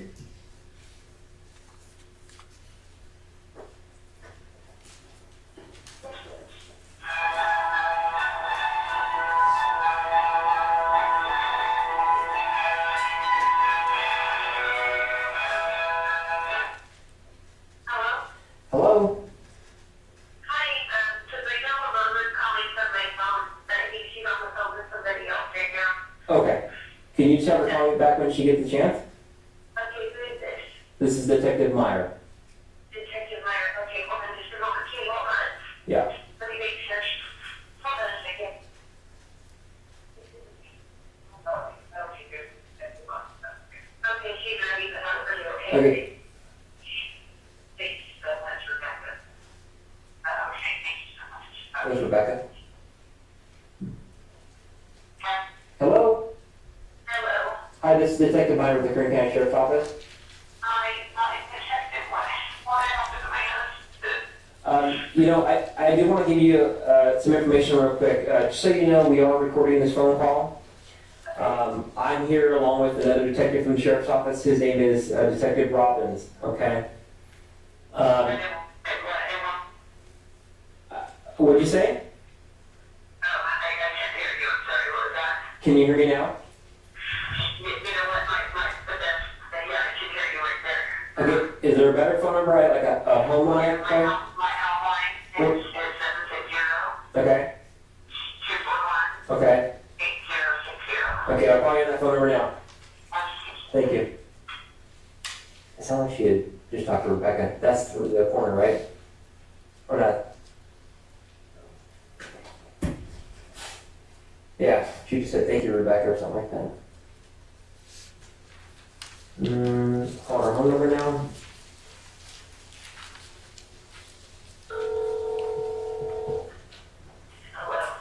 Okay, this is Detective Meyer again. Okay, I need to get some general information from you. Again, I just want to remind you that we are recording this phone call. Myself and Detective Robbins is here present. And real quick, can I get your first name and spelling, please? My first name is Sabrina, Sabrina. And the spelling of your last name. L-I-M-O-N. And can I get your home address? 27250 Strawberry Lane in Hallandale, California, 92342. And the city again is Allendale? And your zip code? 92342. And Sabrina, what is your date of birth? 102679. And an ID number for you, either driver's license or social security number. Thank you, Rebecca. Did you just talk to Rebecca that works for the sheriff's office? I did, yeah. Okay. All right, I just have some questions for you, and then we'll talk a little bit about what's going on. Now, your husband, his first name was Robert, correct? Robert, yeah. Okay. Now, what time did he leave to go to work? I guess it would be yesterday, correct? He leaves about 5 o'clock. In the morning? And why was he coming to work in Tehachapi? Does he normally work here, or where does he usually work at? He's a responder. He relieves when guys go on vacation or whatever. He's a relief responder. Okay. And does he normally work somewhere else, or does he? He's a car inspector at the bar still yard. Okay, all right. And so when they need help covering, they'll call him in, and he'll come in and work here in Tehachapi or wherever. Okay. And do you know why he was working over here yesterday? He got called. A guy asked if he could work. One of the guys needed him to cover, but I'm not sure. Okay. I'm not sure why. And so he left. It wasn't his regular. Not his regular day. Okay. He left it. He doesn't have regular days, but they do schedule the guys like, they kind of break it up. With him and another guy, John Justice. Okay. What's his normal shift he works in Barstow? In the Barstow yard. Mm-hmm. He works, he has Thursday, Fridays off. And he works 7 to 3. So he works from 7 in the morning till 3 in the afternoon? Yeah, at the Barstow yard. And he has Thursdays and Fridays off. Thursday, Friday. Okay. Now, so from what you're aware, he was coming to cover for somebody here in Tehachapi, and he left, would it be Sunday morning at 5 a.m.? Okay. And did you speak to him in the morning or before he left? I'm sorry? Okay. Okay. Did you have a chance to talk to him throughout the day yesterday? Okay. How many?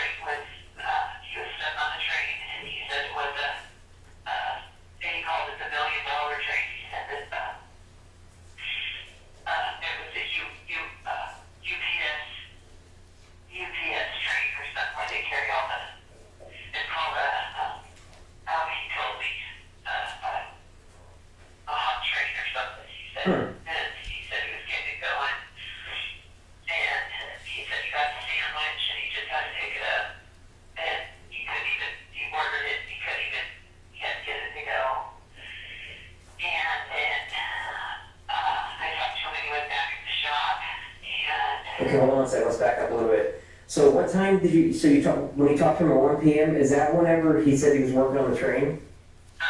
And he had just gotten lunch? Do you know where he went to lunch at? He ordered sandwiches from one of the, I think the bakery up there, he has a favorite place, he always goes there. And do you know what the name of that place? No, it's just like the only one there in town. Like he always gets a tuna melt, he tells me about it. Okay. Now, so what time, okay, so you talked about 1 o'clock, how long was your conversation? Not long. I told my to call him back. Okay. And then you said you talked to him later on. What was your next conversation? You know what, if you wanted me to look, even at my cell phone, I could look. Okay. But then the rest of the, because he actually called me on my cell phone, and, it was after church, so it was about 1:30, and then I called him back from the landline and talked to him for a little bit then, and he said he was tired, and he was going back to the shop that he'd been going. He said he'd been chasing trains, and he was gonna go back and take a nap, and go, they can go back and relax. Okay, great. Wait for the next call, or if they get one or not. So he was gonna go back, and What time was that call? that call was, I'm gonna say, that was from my landline. So I don't have it here on my cell phone. I'm gonna say about 2:30. Yeah, about 2 maybe. And then I have my girlfriend here. She said that her husband talked to him about, it was like 1:30. Okay.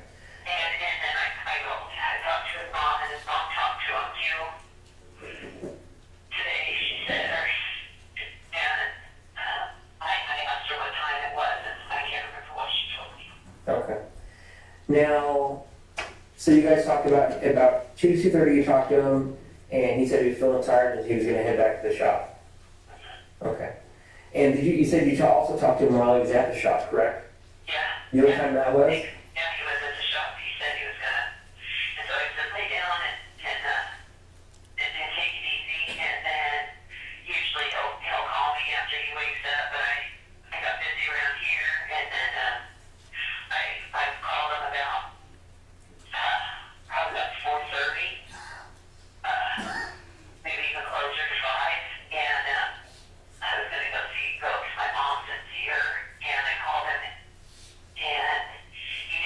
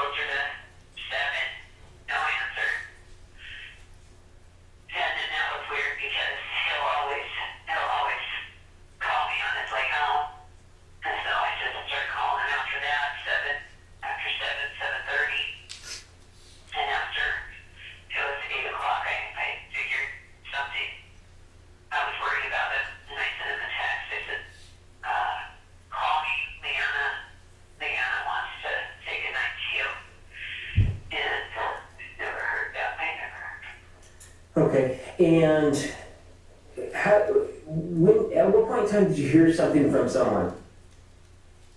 Did somebody call you? No, Danny Rodriguez and Ray Torres from the railroad, his superintendent guy, and then one of the supervisors down there that's also a friend of Robert.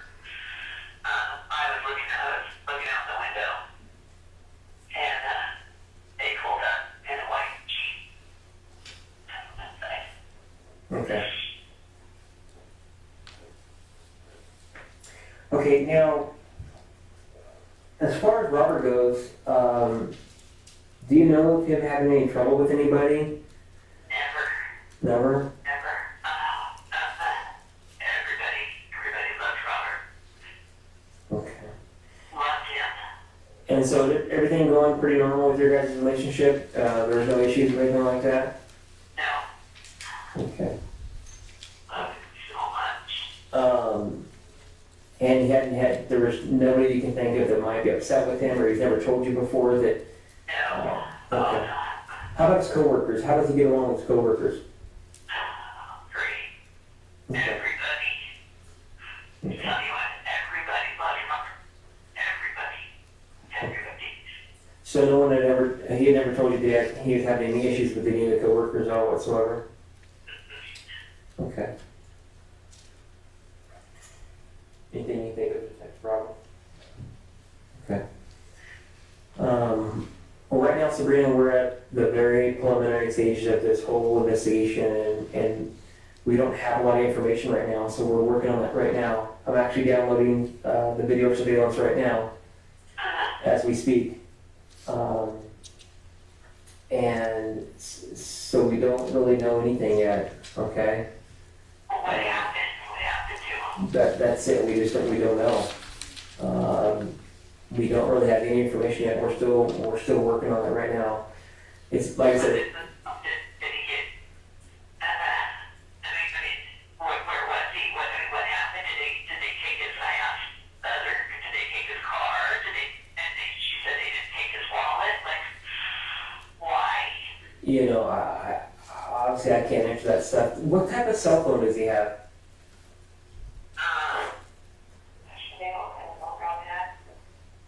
Like a droid, not just like not a smart, nothing fancy, but maybe like a droid. Okay. I think it was a droid. What's that phone number? Do you know it?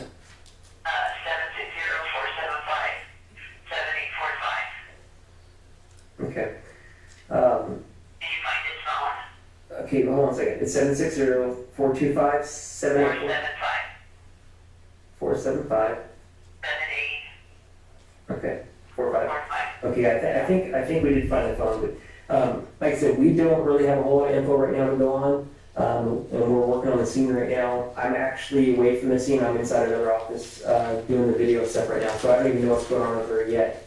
What we're gonna do when we're done here, we'll basically do a detective's briefing and get everybody up to speed.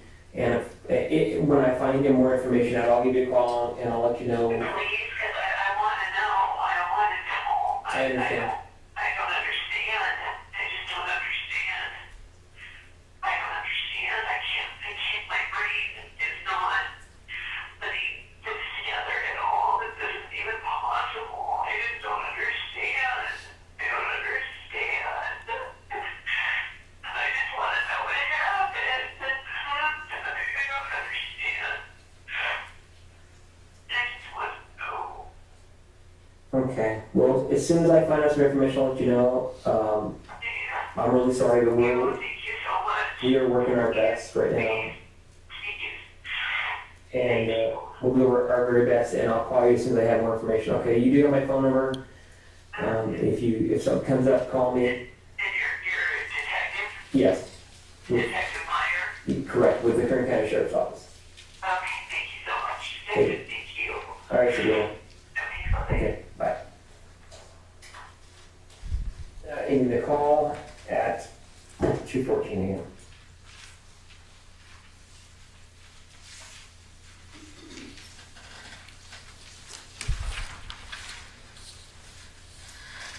The record reflect People's 7A was played for the jury.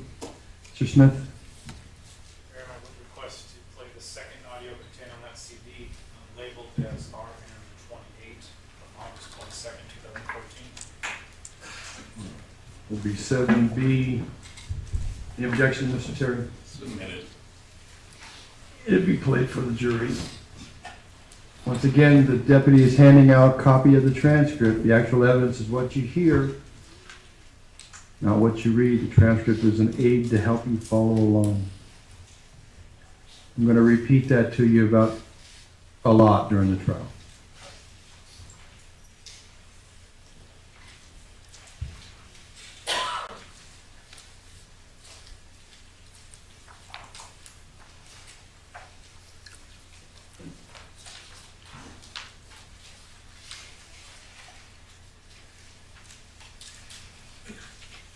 Counsel agree or stipulate 7B does not need to be taken down by the reporter in light of 7 being marked. Mr. Terry? So stipulated. Mr. Smith? Thank you very much.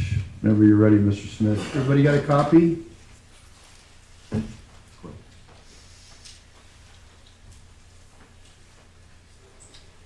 This is Detective Myer, ID number 410301. I'm here with Detective Kevin Kimmel. It is August 22nd, 5:44, and we're here with Sabrina Limon, and we're going to talk with her about Robert Limon. And Sabrina, is it, how do you spell your first name? Sabrinink.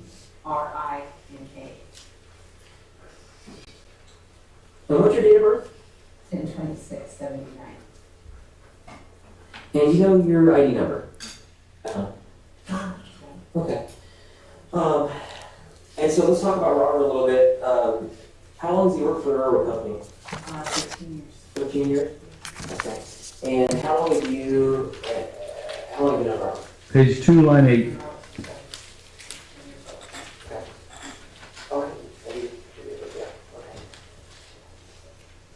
I've been around my whole life. Okay. And how long have you guys been married? I'm married 14 years. Okay. And your kids are ages? 11 and 8. And the names? Robbie and Limon. Okay.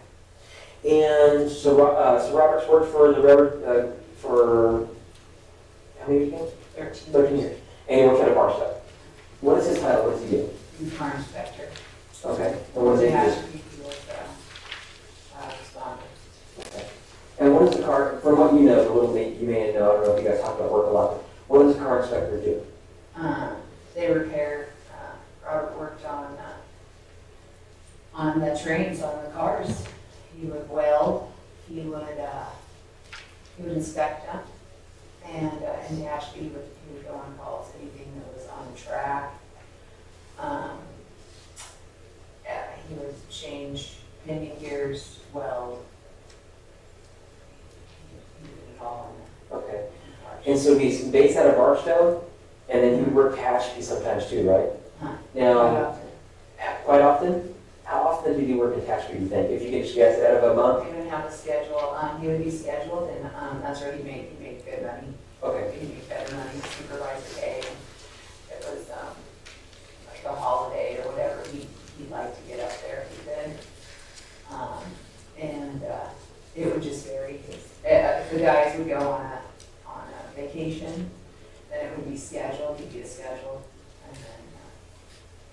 and if not, then he would just be called like for a sick, one of the guys got sick. Now, if you got called on a sick deal, did he get paid extra going up there? No. Okay, just a regular pay? No, when he gets supervisor pay, and he gets paid to drive up there, and he gets food expense, no matter what, he would get paid Okay. for food. Because on the way after, we're like, that is a far drive to go work a shift.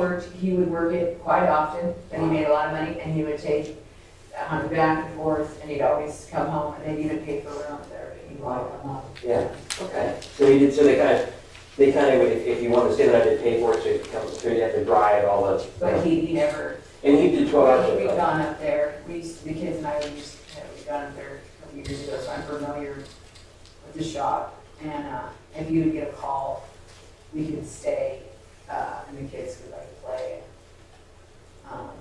But we hadn't been up there, I haven't been up there for, I'm gonna say a couple years. Okay. Now, so just to stay out of 30 days, how many days do you think he'd work up there in a month, on average? Oh, no, maybe on a slow it'd be 1 or 2, but on busy, he could be up there for 6 days. Wow. Okay. So sometimes. So he's quite frequent up there. Maybe 5, 6 days. Okay. I mean, I can tell you, for sure, because I have some of this, schedule. Okay. Now, his shift here, what was his schedule here? Did he work 12? No, 8-hour shift, 7 to 3. Okay. And so his shifts you do there were just like overtime on the weekends or whatever? It was a relief, Okay. so he relieved Somebody else? somebody else. And how he was trained Okay. for, For the like, it's kind of like a train rescue type deal. Okay. Train goes down, they go out and they rescue them. No, they're like rescuers, what they told me. yeah, Okay. yeah.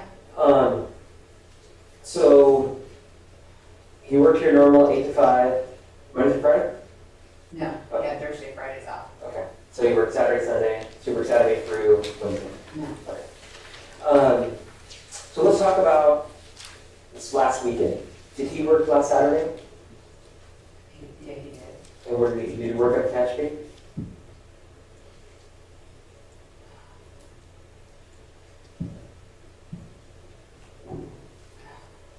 Trying to think. No problem. The incident occurred on Sunday. Uh-huh. So, because, Okay, yeah, Saturday. No, he worked Barstow Yard Saturday. he worked where? Barstow Yard. Barstow Yard? Barstow Yard. Did he work Friday also? Yes, he did. Barstow Yard, I believe. On Saturday, on Friday? I believe so.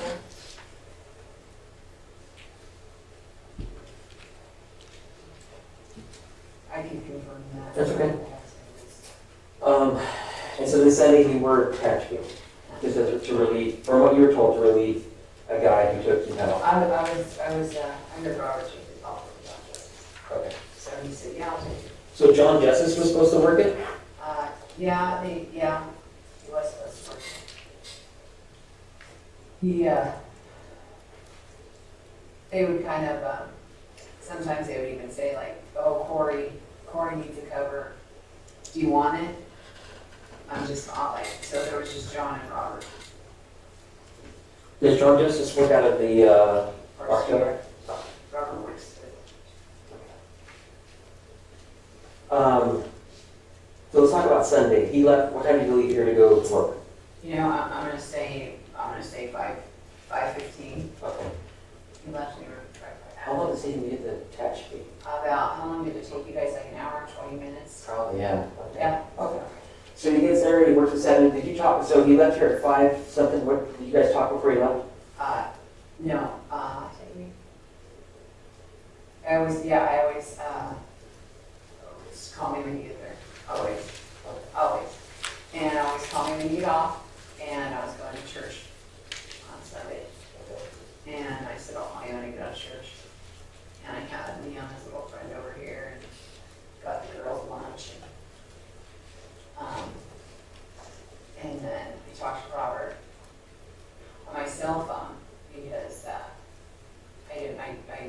missed the phone, the cordless phone was in the other room, and my phone was back here. I always keep it back here. And then I said, oh yeah, I went to church and whatever. Pretty good. We talked. I said, I'm ready to. Robbie was over at Leanna's friend's. She has a little brother, so Robbie was over there, and Hannah was over here, and the little girl was over here. So I said, I just want Robbie home and Leanna home, and they started school the next day, and I was just ready to have both the kids home. Because we're always going. Right. So And what time did you talk to Robert after he left? Or what time did you talk to him? let's say 7. Let's say 7. In the morning? Okay. Like around the time he gets up there, which should be a little bit before 7. Or if you want me to think really hard, maybe it was 8:30 or so. Church is at 10, Okay. 10:30. So I guess somewhere between that time, All right. Now, so sometime between 7 and 10, and 10. Now, did you talk to me any time later during the day? yeah, talk to you when I got back. And what time was that? It was 1-ish. What did you guys talk about? I just said, got back from church, and said, Hannah, Hannah, I want to get Robbie back home, and I want to get things. And the girls were kind of, said, I'll call you back. I don't know, I think something happened because it wasn't that long of a phone call. And then I talked to her again, and we talked about, You know what time that was, the second call? I was trying to think about that a lot. I'm gonna say it was between 1 and 2. No, because I talked to him, it was about 1 o'clock. I'm gonna say then it was between, let's say 2 and 3. He was on a call, and he said he was chasing the Z train. That's what it was. And he wasn't chasing it. He was sitting in the truck, and he said it's a $1 million train. It was broke down for some reason. And sometimes it was like the silliest thing, like the detector would go off, you know. I didn't pay attention for everything he said, what, you know. And I was like, oh, okay, well, he had to get that one back going. And then he said he was tired. He said he'd been going since he'd been there. I remember that, and I remember he said he went to that sandwich shop, and that's the one. You're from Tashkee. Was the little shop, the bakery? Collins Bakery? Is it like downtown? Yeah. And he said he got a sandwich, and he couldn't even take it back to the shop, and he said, well, he was done. He said he ate it and he was shot. And then he was gonna get back, because they could like lay down, and they got a call, and then they'd go out, but if not, there were some times where he wouldn't go out at all day long. And then there were some times where he'd be going all day, Yo. going, yeah, call after call, and not stop. And so, you talked to him again, and then, how long was that conversation, you think? It was longer. You know, I didn't talk to him a whole lot. Did he say he kept talking to you or his coworkers or anything that day? No, you know, I think Ray, or someone that he was around, he's the one who came, and I think he said he talked to him a couple days ago, but he talked to Dax that day. He talked to his mom, and I asked her what time. She said about 11. And so I know, I'm gonna say for sure, now I get my phone might be in the kitchen. I know for sure, because I had, yeah, I think it was in the kitchen. I know for sure because I texted him, I said, because I tried calling him, and I said, He didn't. What time was that? I'd have to look at that. I'd have to look at my cell phone because it was a little bit before I called her, and I just kind of got around here. My mom just fell and broke her hip like 2 weeks ago, so she'd just been home a couple days, and I got up to my mom's at 5, around 5-ish. So it was probably like around 4:20, 4:30, and then I didn't hear back from her, so I texted her. I said, I'm gonna go up to my mom's house, and if you wanna call me on my cell. I got my phone, and Ashley even left it in the car.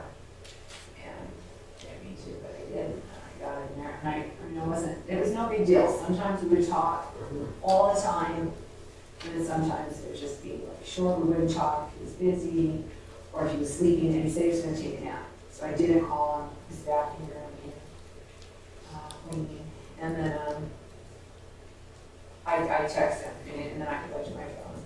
He could call, and miss a call. I was just like, hey guys, we get home, you guys are gonna take a shower, we're gonna get cleaned up, and got the kids dinner when I got home, and this was a little after 6.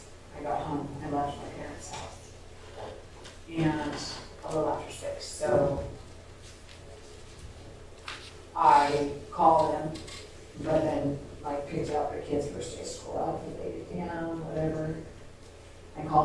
wasn't there. And I texted him, I'm home, call me.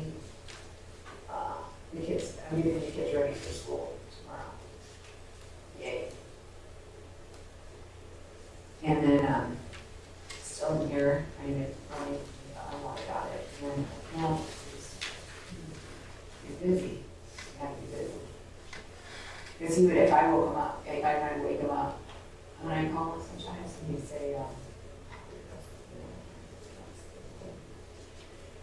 and then it started getting later, like 7. So, and then I kept calling, and then at 7, called him, nothing. And then Leanna started, worrying the later, can I see you guys are over there early tonight, whatever. So I was definitely concerned by, 7:30 I'm calling. And by 8, he would have been home anywhere from 8. And I was concerned, I was thinking either he stayed on a late train or he got in a car accident. But I wasn't panicked out. I wasn't. I just kind of thought he's. But I was looking for him. I kept looking out the window, and Leanna asked. She wanted to talk to Robert, and I just said. I read to him, and I was like, "You guys are going to bed." So I have them down by 8:20, and then I just kind of started just looking out the window. But I wasn't panicked, but I was thinking if I don't think that if he's not home, and then if I'm gonna call Barstow Hightower, so I didn't have the Tehachapi number. He has called me from the Tehachapi responder line before the phone, but usually he just called me on his cell phone. So I didn't actually have the responder number, and I was gonna look for the Hightower Barstow for the number. So I mean, eventually, call him the first time, so at a time, and then Jack and They came over here or called? they came over here. Okay. And I saw him, I was in the window, fresh across the street, and she guys walking in the driveway. And I know Danny Rodriguez. Oh, you don't know? Superintendent. I met him at a music meeting one time. He was his son or one, so his 20 years. Met him with Robert. I didn't know, but my brother-in-law had been injured at the railroad years ago. My brother-in-law Randy, he's the one that got Robert the job. And so I knew his face because Danny was in court, on the railroad. Of course, he's the business. He's the superintendent of the railroad, Sure. For the car department. And then Ray Torres is, he was when she was his daughter's wedding. Okay. He was also a personal friend, but also a Robert and also a supervisor. Okay. Now, some of the questions we ask people when this is, when we have some incident like this. So you guys been married for several years. How was your guys' marriage? We had a great marriage. Okay. We had a great Do you guys ever have any problems or anything, or any issues with infidelity or anything like that on either half? No, we kind of, we like to party, nothing nothing that would harm the kids or anything like that, but we like going to the river and drinking. Robert didn't drink a whole lot.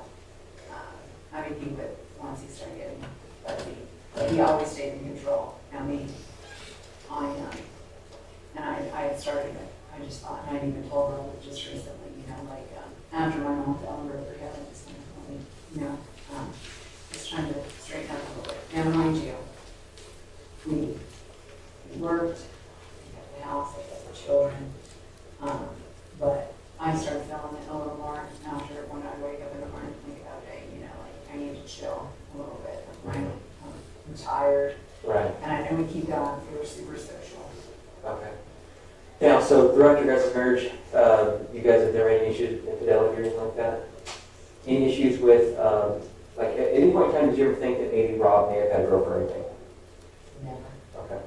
Have you ever looked at Robert's phone? Gone through his text messages or pictures or anything like that? I've gone through his pictures. Okay. That's why I'm not embarrassed. That's okay. But, so, I mean, I'm not, I don't know. No. Okay. How about yourself? Have you ever had a boyfriend or anything like that? No. No? Okay.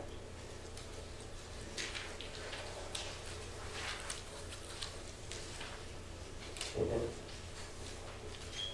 No, not this time.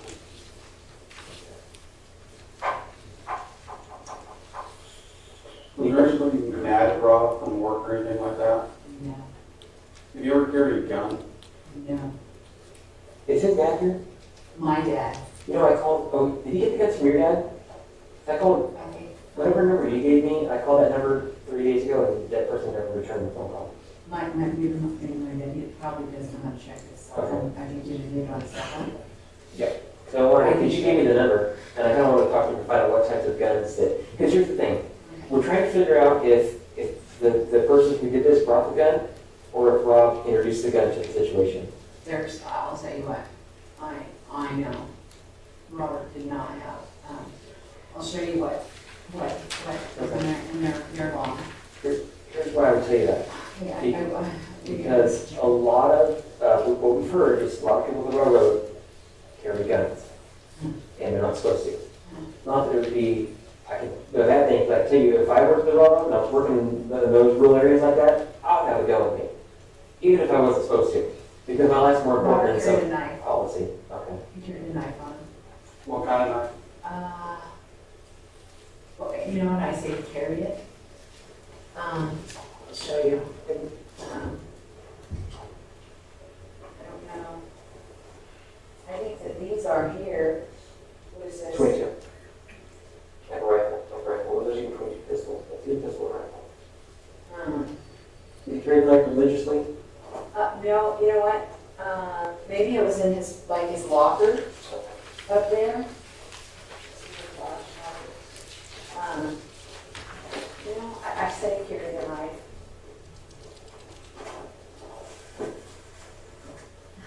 I can't look at this. This is his drawer. That's okay. Yeah, that's fine. Then I can show you. I can show you. What's this right here? 28 shotgun. Yeah, I can show you what, Sabrina, there's another question that comes to mind. You said you've looked through the pictures on Rob's phone. When was the last time you went through his phone? I don't know. Within 6 months, within 30 Yeah, days? yeah, Okay. And the reason why I asked, okay. there is several pictures of naked women on the phone. Are they, and I haven't looked at them, are they of you? Well, I know, hey, this isn't my best face. No, I haven't seen the pictures at all. And so that's And you know why what? I can tell you that I didn't spend any time looking at them. Yes. I was, Yeah. I was just told, because I breezed through them really quickly, but I was told there were pictures of other women, because there were some family photos on there, and the detective that was looking at it said there are some family photos, and then there looks like there's some photos that we could see you, that they could see you in, and then photos of other things. And we're not sure if maybe those are just photos from the internet or if they're personal photos. So that's what we're asking.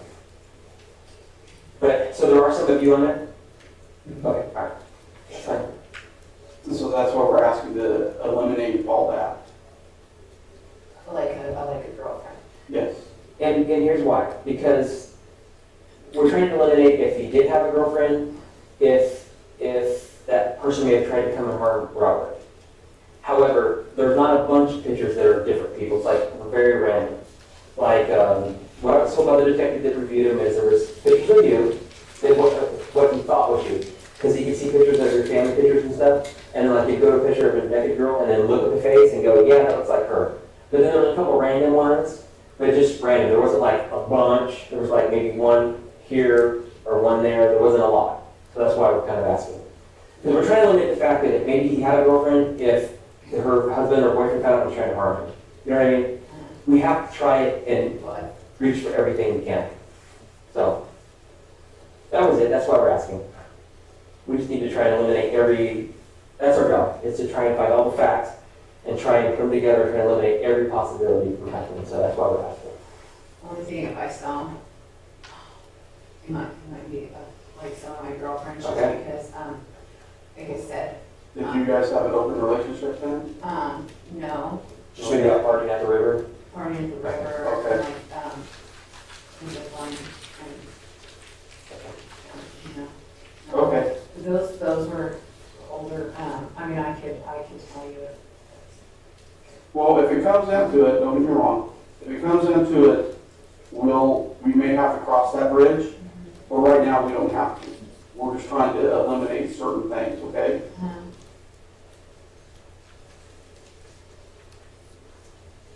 Anything you can think of to... No, I know Robert would care again. I know he did want a gun, I know he wanted a handgun, but he would always say work would get in Arizona, like, You want to sit down? no. Okay. What do these girls, I mean, I don't. I haven't even looked at it yet. It's just the other detective told me that you're going over there to talk to her, ask her about this stuff. So that's all the information I have. Nothing wrong with it. Oh, you guys, I don't know what to think. And here's the thing that would make me think that he probably had a girlfriend, is if I would see a bunch of pictures. But there's not a bunch. There's maybe a few. There was actually some of them that I went through that I saw of myself. This is like disgusting, and the kids never had, he didn't have a code, so like I could totally look at his phone anytime. Okay, so you didn't have a code on, you was open about it. We did, yeah, we did, yeah, I mean, we just weren't jealous, and like our personalities are kind of like, we live life, we were super close, so we knew, I would talk to him all day. I'm not saying that anything isn't possible, but I can't imagine that. Okay. And that would be devastating to me, because I have a perfect, Record? I have well, not this girl, I was the one that, Robert wouldn't get drunk and, whatever, that's why some of those I took off of there, I was just like, oh. You just, like, I had too much champagne that night, guys. It's okay. You're an adult, so that's fine. Yeah, I mean, we have him here, over her bed. Oh, wow. And how embarrassing for my old parents to come back here. My mom, she came back here and said, Mom, look, I took pictures up there. And she, oh, well, okay. Wow. I mean, that's that'd be very interesting. Well, embarrassing, but not really, because, Robert, we just, Robert had so much, we just had fun together, that's all. Well, if there's nothing there for you to suspect anything, then don't let us put other thoughts into your head. I can't even wrap my mind around. No, I did. Then don't do that, but there's, like we said before, there were questions that we had to ask, we can cross stuff off so we can move on, so we don't spend time on it. And if there's something else that comes back up, we will come and ask you regarding that, okay? And if we don't, then don't worry about it. Because we don't want your mind to go off and thinking that was happening. Okay, Because we have no I don't want idea. to, 'cause We're just asking, because says that's that's the bad news, way. and I don't like bad news, so. And if I was to see the pictures, you would say you would know this girl. Well, and that may be, and then later on, if that's a bridge that we have to cross, then we'll ask you to look at them. And it may not be something that we even have to deal with, okay? Okay. Anything else you think is important at this point in time? Even,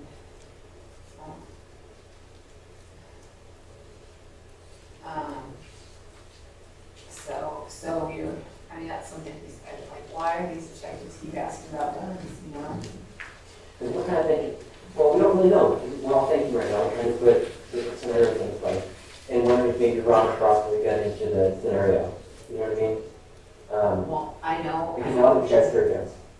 They're working the railroad, is what we were told. like protection up on the, Yes. well, and you know what I always thought? Against, wild animals up there. Mm-hmm. He actually, there was a bear on the tracks, he had a video, and he showed everybody. So I can tell you, if I worked there in those rural areas, I would carry a gun, even if it was against my department policy, because I'd want to protect my life versus violating the policy. You know what I mean? Yeah, So that's kind of why we keep asking about that. yeah. Are you okay? Yeah, just like, Don't have your knees out, because you'll pass out, just so you know. okay, I haven't slept either. I'm good. I don't, okay.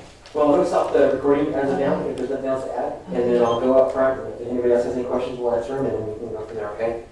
I can't thank you enough, because, and I really wanted to just bring you guys out, and I hope everybody feels better, because, no, you know, Rob's gone, and there's no bringing him back, and there's been deaths in our family and stuff, and it's felt like, oh my gosh, like he touched, like this is his household boss or something. You know, and I don't, or like that person, you know, and with this one, it doesn't feel real. It's just like, I feel like I have to, I'll call him. I don't know what to think about. I don't know what to think now, I mean, at all, but I have to be strong for my kids, and I'm not like you guys really care, but I keep just telling everybody, like, you know, throwing in the towel, you know, I mean, I'm gonna be a good, and not that I wasn't a good mom, we were good parents. The teachers would come in, you know, just love kids, our family, and our friends, so it's not like the kids weren't exposed to anything. But I'm gonna be strong for my kids, and I'm gonna be strong for all of these, I have to be strong for, Robert, I believe the guns that you have I'm going to turn this off real quick.